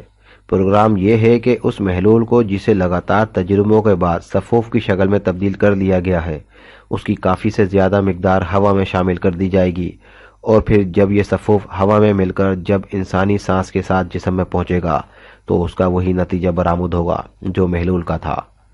چونکہ محلول کی نسبت صفوف کے ذرات کم طاقت رکھتے ہیں، اس لیے یہ اسی صورت میں زیادہ اثر انداز ہوں گے جبکہ پہلے سے ان میں ان جذبوں کو تحریک مل چکی ہو۔ اس لیے عام پبلک اور فوجیوں پر استعمال کیا گیا پینے کے پانی کے ذریعے، چنانچہ اب یہ صفوف صرف ہماری پبلک اور فوجیوں پر اثر انداز ہوگا، اور ہمارے دلیر اور جانباز عوام اور فوجی انتہائی خوفزدہ اور انتہا درجے کے بزدل بن جائیں گے۔ اور پھر فوراً ہی ہمسایہ ملک جس کی تمام افواج سرحد پر پہنچ چکی ہیں ہمارے ملک پر حملہ کر دے گی۔ اس کا جو نتیجہ ہوگا وہ ظاہر ہے۔ جو ان کا پلان ہے جن میں وہ 75% کامیاب ہو چکے ہیں، اب کل آدھی رات کو پلان پر عمل ہوگا۔ اوور۔ ٹائیگر نے انتہائی تفصیل سے رپورٹ دی اور عمران یہ رپورٹ سن کر حیرت سے دنگ رہ گیا۔ اتنی خطرناک سازش کا جس کا تصور بھی نہ کر سکتا تھا اس کے ملک میں تقریباً کامیاب ہو چکی تھی۔ ایک ایسی سازش جو اس کے ملک کو فنا کر کے رکھ دے گی۔ اس کا دماغ سن ہو گیا۔ کیا وہ رکن اتنا ہی اہم ہے کہ اسے تمام تفصیلات کا بخوبی علم ہے؟ اوور۔ عمران نے کچھ سوچتے ہوئے سوال کیا۔ جی ہاں سر، وہ سربراہوں میں سے ایک ہے۔ اوور۔ ٹائیگر نے جواب دیا۔ تو پھر اس سے نگرانی جیسا معمولی کام کیوں لیا گیا؟ عمران نے مشکوک لہجے میں سوال کیا۔ یہی سوال میں نے اس سے کیا تھا۔ اس کا جواب تھا کہ فوری طور کوٹھی خالی کرنے اور تمام سامان لے جانے کے لیے تمام کارکنوں کو استعمال کیا جا رہا تھا۔ چنانچہ نگرانی کا کام رضاکارانہ طور پر اپنے ذمہ لے لیا تھا۔ اوور۔ ٹائیگر نے جواب دیا۔ عمران نے کچھ سوچتے ہوئے کہا۔ تم فوراً نمبر 10 کا میک اپ کر کے یہاں پہنچو اور مجھے ملنے کی کوشش کرو۔ میک اپ کا سامان ساتھ لیتے آنا۔ یہ کام جلدی ہونا چاہیے۔ اوور۔ عمران نے اسے ہدایت دی۔ بہتر سر۔ اوور۔ ٹائیگر نے جواب دیا۔ اور سنو، فوراً فریکوینسی نمبر 806H پر کال کر کے میری طرف سے اطلاع دو۔ اپنا نام بتلا دینا کہ فوراً اس ہیڈ کوارٹر کا فوجی محاصرہ کر دیا جائے اور ساتھ ہی اس کوٹھی کا بھی جو اب خالی ہو چکی ہے۔ ایکشن فی الحال نہ لیا جائے۔ اوور۔ عمران نے اسے بلیک زیرو کی مخصوص فریکوینسی بتاتے ہوئے کہا۔ Okay sir. ٹائیگر نے جواب دیا۔ تم میرے پاس پہنچو جلدی۔ Over and all. عمران نے جواب دیا اور پھر ون بٹن دبا کر رابطہ ختم کر دیا۔ عمران نے جواب دیا اور پھر ون بٹن دبا کر رابطہ ختم کر دیا۔ اس کے چہرے پر اتنی ٹھوس سنجیدگی پھیلی ہوئی تھی، شاید وہ زندگی میں اس سے پہلے کبھی اتنا زیادہ سنجیدہ نہیں ہوا ہوگا۔ اچانک دروازہ ایک جھٹکے سے کھلا اور پھر ایک آدمی تیزی سے اندر داخل ہوا۔ اس کے چہرے پر ہوائیاں اڑ رہی تھیں۔ باس، غضب ہو گیا۔ فوج نے ہیڈ کوارٹر کا محاصرہ کر لیا ہے، ایک چوڑی میز کے پیچھے بیٹھے گنجے آدمی سے کہا، اور اس کے الفاظ سن کر باس حیرت سے اچھل پڑا۔ یہ کیسے ہوا؟ وہ اضطراری طور پر اٹھ کھڑا ہوا۔ باس، شاید ہمارا راز کھل گیا ہے، آنے والے نے خوفزدہ لہجے میں جواب دیا۔ باس تیزی سے اٹھ کر کمرے کے کونے کی طرف بڑھا۔ اس نے وہاں پر موجود ایک دیو ہیکل مشین کا بٹن دبا دیا۔ مشین پر لگی ہوئی بڑی سی اسکرین روشن ہو گئی اور پھر تیزی سے ناپ گھماتا گیا۔ اسکرین پر کوٹھی سے باہر کا منظر ابھرتا چلا گیا۔ واقعی فوجیوں نے کوٹھی کو گھیر رکھا ہے۔ وہ ناپ گھماتا چلا گیا اور منظر تیزی سے تبدیل ہوتے چلے گئے۔ کوٹھی کے باہر کا ہر حصہ اسکرین پر آیا جو تمام فوجیوں کے گھیرے میں تھا۔ باس نے ایک لمحہ بغور فوجیوں کو دیکھا اور پھر بٹن دبا کر مشین آف کر دی۔ پھر وہ تیزی سے کمرے سے باہر نکلا۔ میرے ساتھ آؤ، اس نے نوجوان سے کہا۔ مختلف راہداریوں سے گزرتا ہوا وہ ایک کمرے کے سامنے رک گیا۔ اس کے ساتھ اب چند مسلح افراد بھی شامل ہو گئے تھے۔ یہ دروازہ کھولو، اس نے اطلاع دینے والے نوجوان سے کہا۔ نوجوان نے ایک آدمی کو اشارہ کیا اور اس نے مشین گن کا بٹ مار کر تالا توڑ دیا اور پھر دروازہ کھول کر وہ سب اندر داخل ہو گئے۔ سامنے چارپائی پر عمران لیٹا ہوا تھا۔ کھڑے ہو جاؤ عمران، باس نے غصے سے چیختے ہوئے کہا، اور عمران اطمینان سے اٹھ کھڑا ہوا۔ کیا بات ہے؟ عمران نے بڑے اطمینان سے سوال کیا۔ جلدی بتلاؤ، فوج کو اس ہیڈ کوارٹر کا کیسے پتہ چلا؟ باس نے چیختے ہوئے کہا۔ کس فوج کو اور کون سے ہیڈ کوارٹر کا؟ عمران نے جواب دیا۔ اس سے پہلے کہ باس کوئی جواب دیتا وہ اچانک چونک پڑا۔ اسے عمران کی گردن پر کالر کے قریب ایک موٹا تل نظر آ گیا تھا۔ تم کون ہو اور عمران کہاں ہے؟ اس نے تقریباً دھاڑتے ہوئے پوچھا۔ میں عمران ہوں اور تمہارے سامنے کھڑا ہوں، عمران نے مسکراتے ہوئے جواب دیا۔ شٹ اپ، تم عمران نہیں، اس کے میک اپ میں کوئی اور ہو۔ عمران کی گردن پر تل نہیں ہے جبکہ تمہاری گردن پر تل موجود ہے، باس نے غصے سے سیاہ پڑتے ہوئے کہا، اور اس مرتبہ چونکنے کی باری عمران کی تھی۔ اسے گولی مار دو، باس نے چیختے ہوئے مشین گن سے مسلح افراد کو حکم دیا اور مشین گن برداروں نے مشین کا رخ اس کی طرف کیا۔ اسی لمحے ایک شخص بھاگتا ہوا وہاں آیا۔ باس، ہم پر ہوائی حملہ ہونے والا ہے، بمبار جہاز کوٹھی پر چکر لگا رہے ہیں، اس نے سخت خوفزدہ لہجے میں جواب دیا، اور حملے کا سن کر باس گھبرا گیا۔ باہر چلو، اسے ابھی بند کر دو، باس نے حکم دیا اور دوڑتا ہوا کمرے سے نکل گیا۔ مختلف کمروں میں بجلی کی طرح دوڑتا ہوا وہ ایک کمرے میں پہنچا۔ اس نے سوئچ بورڈ پر لگا ہوا ایک بٹن دبایا اور پھر فرش کا ایک کونا سمٹ گیا اب وہاں سیڑھیاں تھیں۔ وہ تیزی سے نیچے اترتا چلا گیا۔ جلد ہی وہ ایک بڑے ہال میں پہنچ گیا جس میں ایک کافی بڑی مشین موجود تھی جس کی ایک نالی چھت سے نکل کر اوپر چلی گئی تھی۔ ہال میں موجود تمام افراد بوس کو یوں اچانک اندر داخل ہوتے دیکھ کر گھبرا گئے۔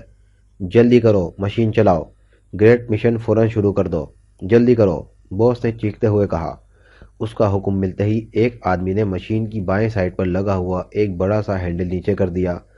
مشین میں ایک زوردار گڑگڑاہٹ کی آواز ابھری اور مشین کے ڈائل پر لگے ہوئے بلب تیزی سے جلنے بجھنے لگے اور ایک سوئی تیزی سے بائیں طرف بھاگنے لگی۔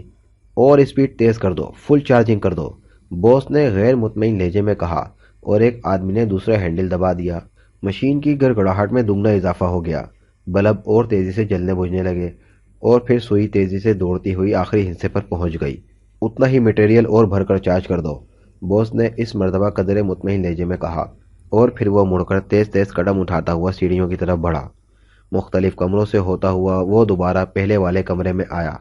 اس نے اسکرین والی مشین کا بٹن دبایا اور ناپ گھمانا شروع کی اور پھر اسکرین پر منظر ابھر آیا۔ کوٹھی کا محاصرہ کرنے والی فوج کے سپاہی انتہائی خوف زدہ تھے۔ خوف کی وجہ سے ان کی آنکھیں پھٹ رہی تھیں۔ باقی شہری بھی اسی طرح پاگلوں کی طرح بھاگ رہے تھے جیسے ان پر موت جھپٹ رہی ہو۔ بمبار جہاز بھی جا چکے تھے اور باس نے زوردار مگر زہریلا کیکا لگاتے ہوئے مشین کا بٹن آف کر دیا۔ پھر وہ تیزی سے مڑا اور اس نے ایک الماری کھول کر اس میں سے سب سے بڑا لانگ ویو ٹرانسمیٹر اٹھا کر اسے سامنے میز پر رکھا اور اس کا بٹن دبا دیا۔ جلد ہی رابطہ مل گیا۔ Change the world, number 1 speaking, emergency, فوراً چیف سے بات کراؤ، اوور، باس نے چیخنا شروع کر دیا۔ ہولڈ پلیز، اوور، دوسری طرف سے آپریٹر نے جواب دیا۔ ویسے باس کے لہجے سے وہ بھی گھبرا گیا تھا۔ پھر ایک لمحے بعد جنگلی بلیوں کے لڑنے کی آوازیں آئیں اور پھر چیف کی آواز ابھر آئی۔ Yes chief speaking, report, over, chief کے لہجے میں تیزی تھی۔ چیف، میں نمبر 1 بول رہا ہوں، گریٹ مشن وقت سے پہلے مکمل کرنا پڑا، آپ فوراً اپنی کارروائی شروع کر دیں، اوور، گنجے باس نے پریشان لہجے میں جواب دیا۔ وجہ بیان کرو، اوور، چیف کے لہجے میں درندوں کی سی گھرراہٹ تھی اور پھر باس نے تمام وجوہات تفصیل سے بتا دیں۔ اوکے، ہم فوراً کارروائی شروع کرا دیتے ہیں، گو یہ گڑبڑ غلط ہوئی ہے مگر پھر بھی، اوور۔ چیف نے شاید فکرہ مکمل کرنا وقت ضائع کرنے کے مترادف سمجھا اور پھر رابطہ ختم ہو گیا۔ چیف کو شاید جلدی میں اوور اینڈ آل کہنا بھی بھول گیا۔ باس چند لمحے انتظار کرتا رہا، پھر اس نے بٹن دبا کر رابطہ ختم کر دیا۔ عمران ٹائیگر کو اپنے میک اپ میں چھوڑ کر خود نمبر 9 کے میک اپ میں باہر نکل آیا اور اس کی خوش قسمتی سے کسی نے اسے باہر جاتے دیکھ کر پوچھ گچھ نہیں کی۔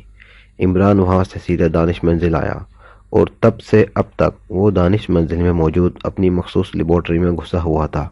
ادھر بلیک زیرو کا سر سلطان اور براہ راست صدر مملکت کے پے در پہ آنے والے ٹیلی فون کالوں نے نعت کا بند کر رکھا تھا۔ وہ اب کیا جواز دیتا سوائے ٹال مٹول کے، اس کے پاس اور کوئی ذریعہ نہیں تھا۔ عمران نے لیبارٹری میں آ کر اسے ڈسٹرب کرنے کی سختی سے ممانعت کر دی تھی۔ فون کی گھنٹی ایک بار پھر بج اٹھی۔ اس نے جھنجھلا کر ریسیور اٹھایا۔ ایکس 2 اسپیکنگ، اس نے مخصوص لہجے میں کہا۔ میں سلطان بول رہا ہوں، تم کون ہو؟ عمران یا طاہر؟ جلدی بتلاؤ۔ سر سلطان کے لہجے میں شدید ترین گھبراہٹ کے آثار تھے۔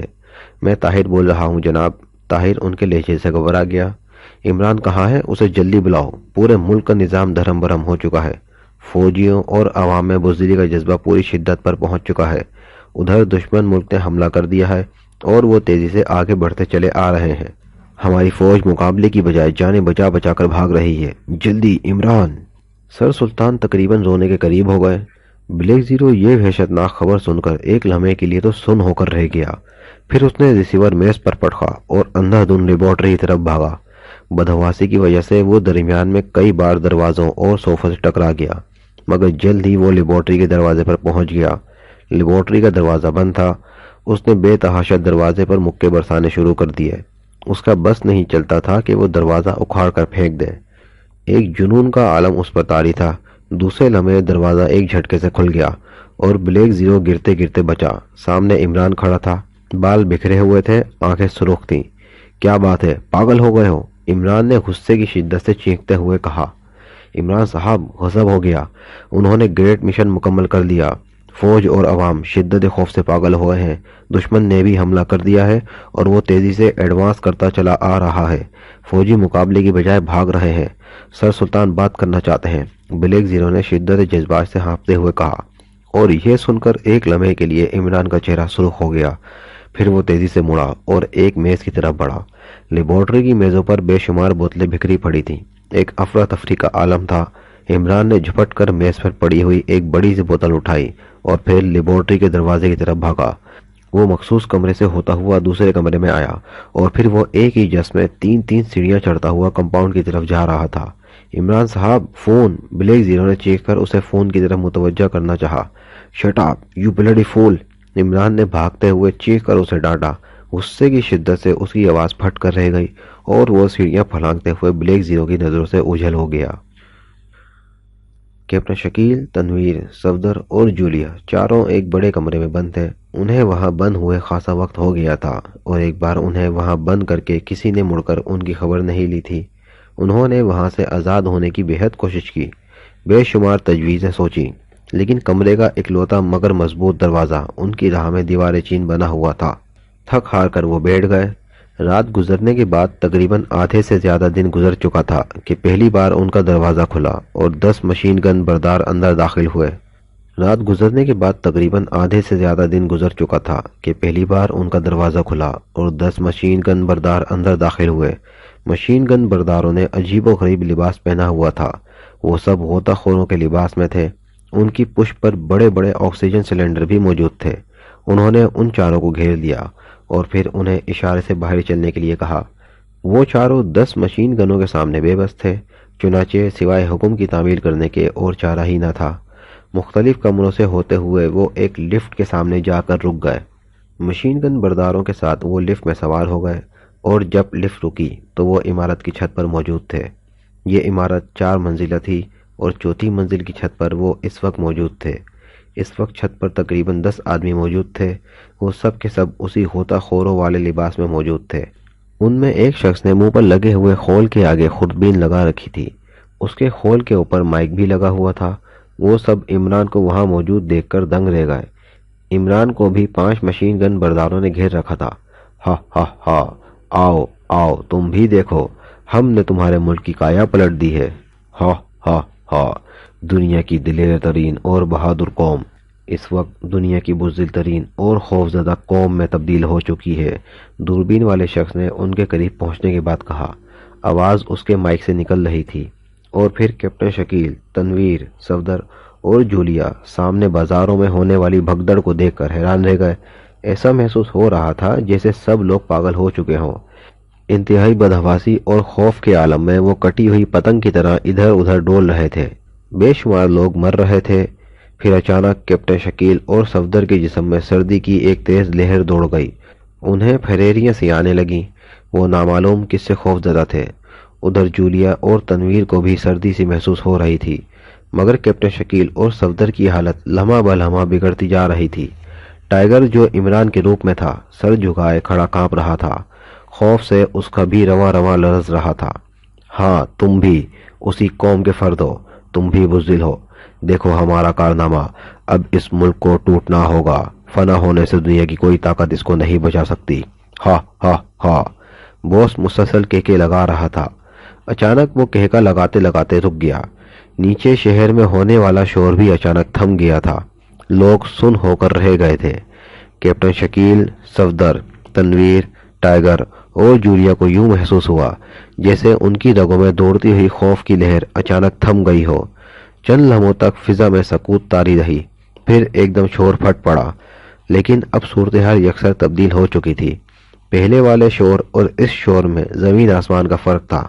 پہلے لوگ خوف کی شدت سے چیخ رہے تھے، مگر اب وہ شدت جوش سے اچھل رہے تھے۔ سیکرٹ سروس کے ممبران کے جسموں میں بھی ایک برقی روح دوڑ گئی۔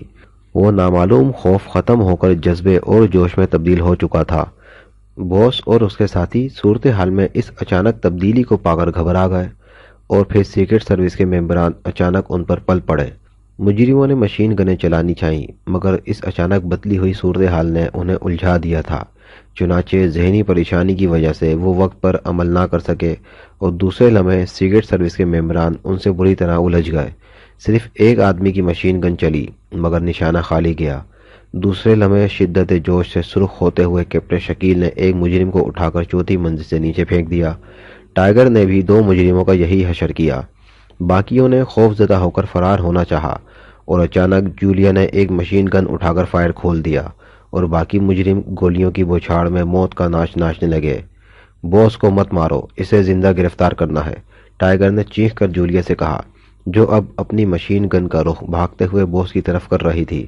مگر ٹائیگر کی چیخ و پکار کے باوجود باس گولیوں کی زد میں آ گیا، مگر جولیا نے فوراً مشین گن جھکا دی تھی۔ چنانچہ گولیوں نے باس کی ٹانگوں کو چھلنی کر کے رکھ دیا اور وہ وہیں گر پڑا۔ نیچے جتنے بھی ہیں سب ختم کر دو، صفدر نے چیخ کر کہا، اور پھر وہ سب مشین گن اٹھائے نیچے کی طرف بھاگے۔ ٹائیگر زخمی باس کو اٹھانے میں مصروف تھا، کایا ایک بار پھر پلٹ چکی تھی۔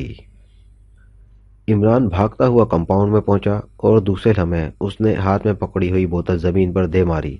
بلیک زیرو بھی اس کے پیچھے بھاگتا ہوا کمپاؤنڈ میں آن پہنچا تھا۔ عمران کو جب اس نے بوتل زمین پر مارتے دیکھا تو اسے یقین ہو گیا کہ عمران پاگل ہو چکا ہے۔ بوتل ٹوٹتے ہی اس میں سے موجود سیال زمین پر پھیل گیا اور دوسرے لمحے اس سے بخارات نکلنے لگے اور تقریباً 1 منٹ میں تمام محلول ہوا میں اڑ چکا تھا۔ اب زمین پر صرف بوتل کے ٹکڑے پڑے تھے۔ عمران چند لمحے خاموش کھڑا رہا اور پھر وہ واپس مخصوص کمرے کی طرف بھاگا۔ بلیک زیرو کو اس نے اپنے پیچھے آنے کا اشارہ کیا۔ مخصوص کمرے میں پہنچتے ہی عمران بلیک زیرو سے مخاطب ہوا، طاہر، یہ آخری حربہ ہے، اگر یہ کامیاب ہو گیا تو ہم بچ جائیں گے، ورنہ۔ عمران خاموش ہو گیا، اس کا چہرہ جوش سے سرخ ہو گیا تھا۔ اس نے میز پر رکھا ہوا ریسیور اٹھایا مگر لائن بے جان تھی۔ بھلا سر سلطان اس ہنگامی صورتحال میں عمران کی کال کے انتظار میں کب تک بیٹھے رہتے؟ عمران نے کریڈل دبایا اور پھر نمبر ڈائل کرنے شروع کر دیے۔ نمبر ڈائل کر کے اس نے ریسیور کانوں سے لگایا۔ چند لمحوں بعد رابطہ مل گیا۔ X2 اسپیکنگ، سر آن ایمرجنسی لائن، عمران نے بھرائے ہوئے لہجے میں کہا۔ مسٹر X2، غضب ہو گیا، ہم تباہ ہو گئے۔ دشمن تیزی سے علاقے پر علاقے فتح کرتا ہوا چلا آ رہا ہے اور ہماری فوجیں اسلحہ پھینک کر بھاگ رہی ہیں۔ بس اب چند گھنٹوں تک دارالحکومت پہنچ جائیں گے۔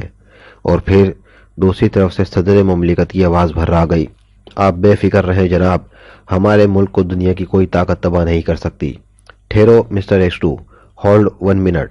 صدر مملکت کے لہجے میں اچانک تبدیلی آ گئی تھی۔ پھر چند لمحے بعد ان کی پرمسرت آواز آئی، مبارک ہو مسٹر X2، تمہارا کہنا سچ ثابت ہوا، ایک معجزہ ہو گیا ہے۔ فوجیوں اور عوام کا تباہ ہوا مورال ایک دم بلند ہو گیا ہے۔ تمام عوام اور فوجی ایک عجیب جوش اور نامعلوم جذبے سے پرسو ہو گئے۔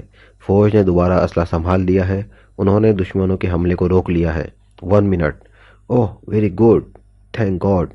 مسٹر X2، مبارک ہو، دشمن ہماری فوج کے بے پناہ جوش و جذبے اور بہادری کی تاب نہ لا کر تیزی سے پیچھے ہٹ رہا ہے۔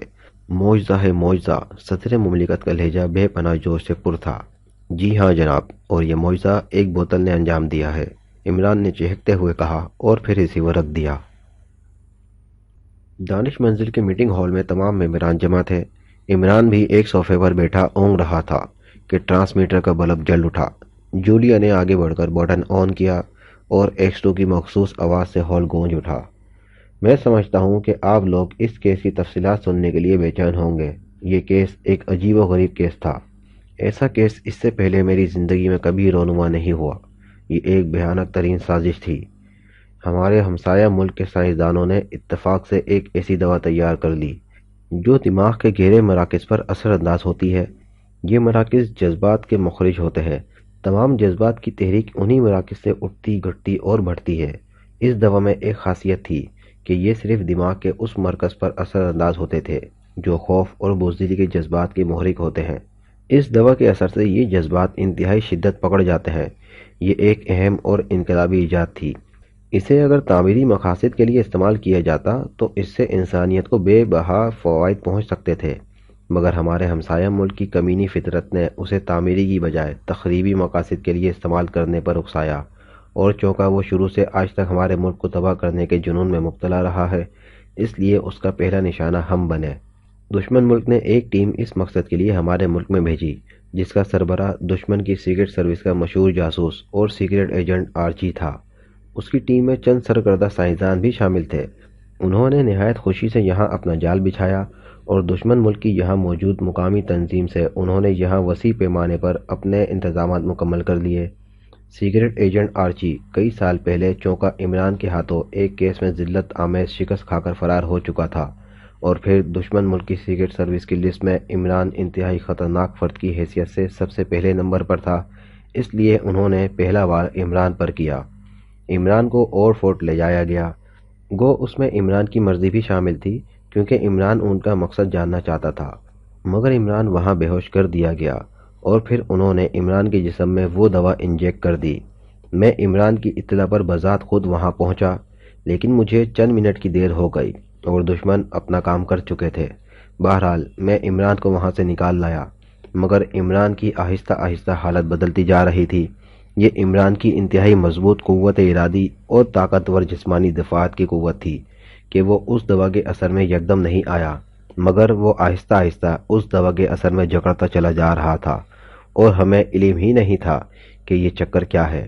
میں نے کیپٹن شکیل، چوہان اور صفدر کو اولڈ فورٹ کی نگرانی کے لیے بھیجا، مگر مجرم اولڈ فورٹ کے تہخانوں کو تباہ کر کے اپنے پلان کے مطابق وہاں سے جا چکے تھے۔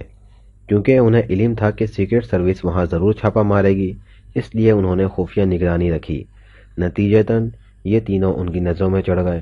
واپسی میں یہ جولیا کے فلیٹ میں موجود تھے کہ مجرموں نے فلیٹ پر دھاوا بول دیا۔ انہیں سنتھیلک گیس سے بے ہوش کر کے کیپٹن شکیل، صفدر اور چوہان کے جسموں میں بھی وہ دوا انجیکٹ کر دی۔ جولیا کو انہوں نے غیر ملکی لڑکی سمجھ کر اغوا کر لیا۔ ان کا خیال تھا کہ اگر یہ سیکرٹ سروس کی ممبر ہے تو غیر ملکی ہونے کی وجہ سے یہ اس ملک کی اتنی وفادار نہیں ہوگی، چنانچہ اس سے سیکرٹ سروس کے راز زیادہ آسانی سے مل جائیں گے۔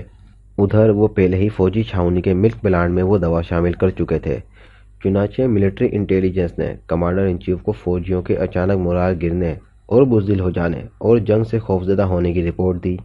کمانڈر ان چیف نے وزیر دفاع کو مطلع کیا اور پھر وزیر دفاع نے سر سلطان کو اس بات سے آگاہ کیا۔ شروع میں رپورٹ مذاق اور خلل دماغ سمجھی جاتی تھی، کیونکہ یہ ایک قطعی عجیب اور ناممکن العمل چیز تھی، مگر ٹھوس حقائق کی روشنی میں جب اس پر مزید غور کیا جاتا تو بھیانک نتائج سامنے آ جاتے۔ چنانچہ اعلیٰ حکام کی میٹنگ میں اس کیس پر غور ہوا اور آخرکار اسے سیکرٹ سروس کو ٹرانسفر کر دیا گیا۔ سر سلطان نے اس سلسلے میں مجھ سے بات کی۔ کیس میری سمجھ میں بھی نہیں آیا۔ میں نے مزید تفصیلات لینے کے لیے عمران کو سر سلطان کے پاس بھیج دیا، مگر عمران کی حالت اب قطعی تباہ ہو چکی تھی۔ وہ دلیر اور بہادر عمران کی بجائے بزدل اور خوفزدہ مردم بیزار عمران میں تبدیل ہو چکا تھا۔ مگر ایک حیرت انگیز اتفاق رونما ہوا۔ سر سلطان نے اتفاقی طور پر چائے کی بجائے اس دن لیمن اسکواش بنوائی۔ اس کے 2 گلاس پیتے ہی عمران کی حالت بدل گئی۔ اس دوا کا اثر ٹوٹ گیا۔ عمران وہاں سے واپس آیا تو صفدر کے پاس گیا۔ وہاں اس نے دیکھا کہ صفدر کی قطعی طور پر کایا پلٹ چکی تھی۔ خوف کے بے پناہ جذبے نے اسے جکڑ لیا تھا۔ عمران نے یہ چیک کرنے کے لیے کہ یہ صرف ذہنی کیفیت ہے یا پھر اس کے ساتھ جسمانی انحطاط بھی ہوتا ہے، ایک ڈرامہ کھیلا اور صفدر اور جوزف کی لڑائی کرا دی، اور اس کا خیال ٹھیک ثابت ہوا۔ صفدر ذہنی انحطاط کے ساتھ ساتھ جسمانی طور پر بھی ناکارہ ہو چکا تھا۔ جوزف نے صفدر کو روئی کی طرح دھنک کر رکھ دیا۔ پھر عمران نے تجربے کے طور پر لیموں میں موجود ایسڈ کی ایک بڑی ڈوز اسے دی۔ نتیجہ اس بار بھی حیرت انگیز رہا۔ صفدر قطعی ٹھیک ہو گیا، چنانچہ کیپٹن شکیل اور چوہان کو بھی اسی علاج سے ٹھیک کر دیا گیا۔ اس دوران مجرموں نے چھاؤنی کے واٹر پلانٹ میں وہ دوا ملا دی اور پھر انہوں نے دارالحکومت کے شہریوں پر یہ تجربہ آزمایا، اور نتیجتاً دارالحکومت میں اس دن خوفناک بحران آ گیا۔ میں نے عمران کے علاج کے لیے ایک مشہور اور نوار سائیکولوجسٹ کو بلایا تھا، مگر عمران کو شبہ ہو گیا کہ یہ شخص نفسیات کی الف بے سے بھی واقف نہیں، چنانچہ اس کی نگرانی کرائی گئی۔ مزید انکشافات ہوئے۔ وہ مجرموں کا آدمی تھا۔ صدر مملکت نے ہنگامی میٹنگ کال کی۔ وہیں ڈاکٹر ایک اور مشہور سائیکولوجسٹ کے روپ دھار کر وہاں پہنچ گیا تاکہ حکومت کو غلط راستے پر ڈالا جائے، مگر چونکہ مجھے پہلے اطلاع مل چکی تھی اس لیے اسے میٹنگ کے دوران پکڑ لیا گیا۔ اس نے خودکشی کر دی، چنانچہ مجرموں کا یہ منصوبہ ناکام ہو گیا۔ جولیا مجرموں کے ہیڈ کوارٹر سے انتہائی بہادری کا مظاہرہ کرتے ہوئے فرار ہونے میں کامیاب ہو گئی، چنانچہ اس کی نشاندہی پر اس کوٹھی پر چھاپا مارا گیا، لیکن زمین دوست سرنگ کے راستے وہ پہلے ہی فرار ہو کر دوسری عمارت میں منتقل ہو چکے تھے۔ عمران، صفدر، جولیا، کیپٹن شکیل اور تنویر اس سرنگ کا سراغ لگاتے لگاتے مجرموں کے ہاتھوں گرفتار ہو گئے۔ مجرموں نے اپنے ایک اہم رکن کو ان کی نقل و حرکت کی نگرانی کے لیے مقرر کیا ہوا تھا، اسے پکڑ لیا گیا۔ پھر اس کا روپ دھار کر عمران کا ایک آدمی مجرموں کے ہیڈ کوارٹر پہنچا۔ اس اہم رکن نے اس تمام مشن کی تفصیلات بتلا دیں جو انتہائی بھیانک تھیں۔ مجرموں کا اصل پلان یہ تھا کہ پہلے چھوٹے چھوٹے پیمانے پر تجربات کر کے عوام اور فوجیوں کی قوت ارادی اور جسمانی دفاع و نظام کو کمزور کر دیا جائے، اور پھر اس دوا کو، جسے صفوف کی شکل میں تبدیل کیا جا چکا تھا، ہوا میں پھیلا دیا جائے۔ سانس کے ذریعے اس دوا کے ذرات انسانی جسم کے اندر چلے جاتے اور پہلے سے کمزور دفاعی نظام کی بدولت عوام اور فوج پر اس کا اثر شدید ہوتا۔ ادھر ہمسائے ملک حملہ کر دیتا۔ نتیجے میں عوام اور فوج چونکہ پہلے ہی انتہائی بزدل اور خوف زدہ ہوتے ہوئے وہ بآسانی ملک پر قبضہ کر لیتے۔ عمران اپنے آدمی کو اپنا میک اپ کر کے وہاں چھوڑ آیا اور خود وہ مجرموں کا اس اہم رکن کا میک اپ کر کے باہر نکل آیا۔ مجرم کسی بھی وقت یہ مشن مکمل کر سکتے تھے، چنانچہ عمران نے اس کا توڑ سوچنا شروع کیا۔ میں نے مجرموں کے ہیڈ کوارٹر کا فوج سے محاصرہ کرا لیا۔ حالات چونکہ انتہائی نازک تھے، اس لیے میرا خیال تھا کہ ذرا سا بھی شبہ ہوتا کہ مجرم اپنی کارروائی کر رہے ہیں تو بمبارمنٹ سے ہیڈ کوارٹر تباہ کر دیا جاتا، تاکہ مجرم اپنا کام کرنے سے پہلے ختم ہو جائے۔ گو اس پہ میرے 4-5 ممبر بھی ختم ہو جاتے، مگر پورے ملک کی تباہی کو مد نظر رکھتے ہوئے میں نے ان کی قربانی قبول کر لی۔ مجرم اس صورتحال سے گھبرا گئے، چنانچہ انہوں نے فوری طور پر اپنا کام کر دیا، یعنی اس صفوف کی کثیر مقدار ہوا میں ملا دی۔ ادھر مجرموں کی خفیہ اطلاع کی بنا پر ہمسایہ ملک نے اپنے پلان کے مطابق ہم پر حملہ کر دیا۔ حالات قطعی خراب ہو گئے۔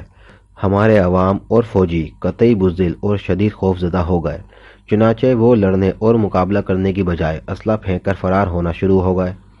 چنانچہ دشمن فاتحانہ انداز میں آگے بڑھتا چلا آیا، حتیٰ کہ ہمیں ملک کی تباہی کا یقین ہو گیا تھا۔ مگر یہاں بھی عمران کی سائنس میں ڈاکٹریٹ ملک اور قوم کے کام آ گئی۔ اس نے چند گھنٹوں میں ہی ایک ایسی دوا تیار کر لی جو ہوا میں مل کر جب لوگوں کے سانس میں شامل ہوتی تو دماغ کے ان مراکز پر فوری طور پر اثر انداز ہوتی، جس سے جذبہ جوش اور بہادری کو تحریک ملتی تھی۔ دشمن ملک کے سائنسدانوں نے سالہ سال کی تحقیق کے بعد جو فارمولہ بنا سکے اس کا توڑ، بلکہ دوسرے لفظوں میں صحیح تعمیری فارمولہ، عمران نے اپنی خداداد ذہانت کی بدولت چند گھنٹوں میں تیار کر لیا۔ چنانچہ اس نے فوری طور پر وہ دوا ہوا میں شامل کر دی۔ نتیجے میں بزدلی اور خوف کا جذبہ ختم ہو کر عوام اور فوج میں جذبہ بہادری اور جوش اپنی شدت کو پہنچ گیا اور دشمن کا پلان فیل ہو گیا۔ ہماری بہادر فوج اور دلیر عوام دشمن کے سامنے ڈٹ گئے اور پھر دشمن کو مجبوراً تیزی سے پسپا ہونا پڑا، حتیٰ کہ ہماری فوج نے دشمن کو اپنے علاقے سے دھکیل کر ان کے علاقے پر دھاوا بول دیا اور دشمن قبر شکست سے دوچار ہوتا گیا۔ ادھر بدلی ہوئی کیفیت کے پیش نظر سیکرٹ سروس کے ممبران نے مجرموں پر حلہ بول دیا اور تمام مجرم مارے گئے اور ان کا باس آرچی شدید زخمی ہوا۔ بعد میں خون بکرست نکل جانے کی وجہ سے وہ بھی ختم ہو گیا۔ آخر کار دشمن جو ہمارے ملک کو تباہ کرنے آیا تھا، وسیع علاقے ہمیں دے کر صلح پر مجبور ہو گیا اور اس طرح دشمن کے منصوبے خاک میں مل گئے اور اسے عبرتناک شکست سے دوچار ہونا پڑا۔ یہ تو تھیں کیس کی مکمل تفصیلات۔ اس کے ساتھ ہی میں ایک بار پھر اپنے ممبران خصوصاً جولیا اور بالخصوص عمران کو مبارکباد دیتا ہوں کہ انہوں نے اس کیس کے دوران قابل فخر کارنامے انجام دیے ہیں، اور صحیح بات تو یہ ہے کہ کیس قطعی عمران کا کیس رہا، اسی سے شروع ہوا اور اسی نے ختم بھی کیا۔ دشمن تو عمران، سیکرٹ سروس اور ملک کی کایا پلٹنے آئے تھے۔ عمران نے آخر میں ان کی ایسی کایا پلٹی کہ شاید ان کی آئندہ آنے والی نسلیں بھی اس سے عبرت حاصل کرتی رہیں گی۔ کوئی سوال؟ ایک سٹو نے طویل سانس لے کر پوچھا۔ جناب ایک سوال ہے، کیپٹن شکیل نے کہا۔ ہاں پوچھو، ایک سٹو نے نرم لہجے میں جواب دیا۔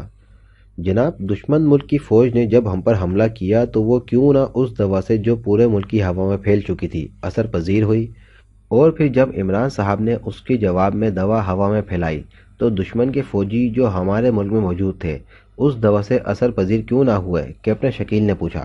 Very good point mister Shakeel. دراصل بات یہ تھی کہ دشمنوں کو اس بات کا خطرہ تھا کہ کہیں ان کی فوج بھی اس دوا کے تحت بزدل نہ ہو جائے۔ انہوں نے اس کا پیشگی انتظام کیا اور ہر سپاہی کو غوطہ خوری کا لباس مہیا کیا تاکہ وہ مصنوعی ہوا میں سانس لیں اور عام ہوا سے بچ سکیں، اور یہی چیز جہاں پہلے ان کے لیے فائدہ مند ثابت ہوئی، بعد میں نقصان دہ بھی۔ ایکس ٹو نے جواب دیا۔ سر دشمن کی ایئر فورس نے ہم پر حملہ کیوں نہیں کیا؟ جبکہ وہ فوج کی نسبت آسانی سے یہاں تباہی پھیلا سکتی تھی۔ صفدر نے دوسرا سوال کیا۔ دراصل دشمن کو چونکا اپنے پلان کی کامیابی کا مکمل یقین تھا، اس لیے اس نے ایئر فورس سے حملہ غیر ضروری سمجھا۔ جب فوج ہی بغیر کسی رکاوٹ کے ملک فتح کرے تو ایئر فورس کو کیوں تکلیف دی جائے؟ ایکس 2 نے جواب دیا۔ سب خاموش ہو گئے۔ اور کوئی سوال؟ ایکس 2 نے پوچھا، مگر سب خاموش رہے۔ مسٹر عمران، میں ایک بار پھر آپ کو مبارکباد دیتا ہوں اور میں حکومت سے سفارش کروں گا کہ وہ آپ کے نو ایجاد فارمولے پر مزید تحقیق کرے، اس ملک کی بہتری کے لیے اسے کام میں لائے، اور اینڈ آل۔ ایکس 2 کی آواز آنی بند ہو گئی۔ جولیا نے بٹن آف کر دیا اور سب لوگ یوں تحسین آموز نظروں سے عمران کو دیکھنے لگے جیسے وہ کسی مافوق الفطرت ہستی کو دیکھ رہے ہوں، اور عمران قلندروں کی طرح آنکھیں بند کیے زور زور سے خراٹے لینے لگا۔ عمران صاحب، صفدر نے انتہائی پرخلوص انداز میں اسے بلایا۔ صفدر چھپ کلی، عمران نے اچانک آنکھیں کھول کر زور سے کہا، اور صفدر جھینپ گیا۔ تمام حال بے ساختہ کہکوں سے گونج اٹھا۔ ختم شد۔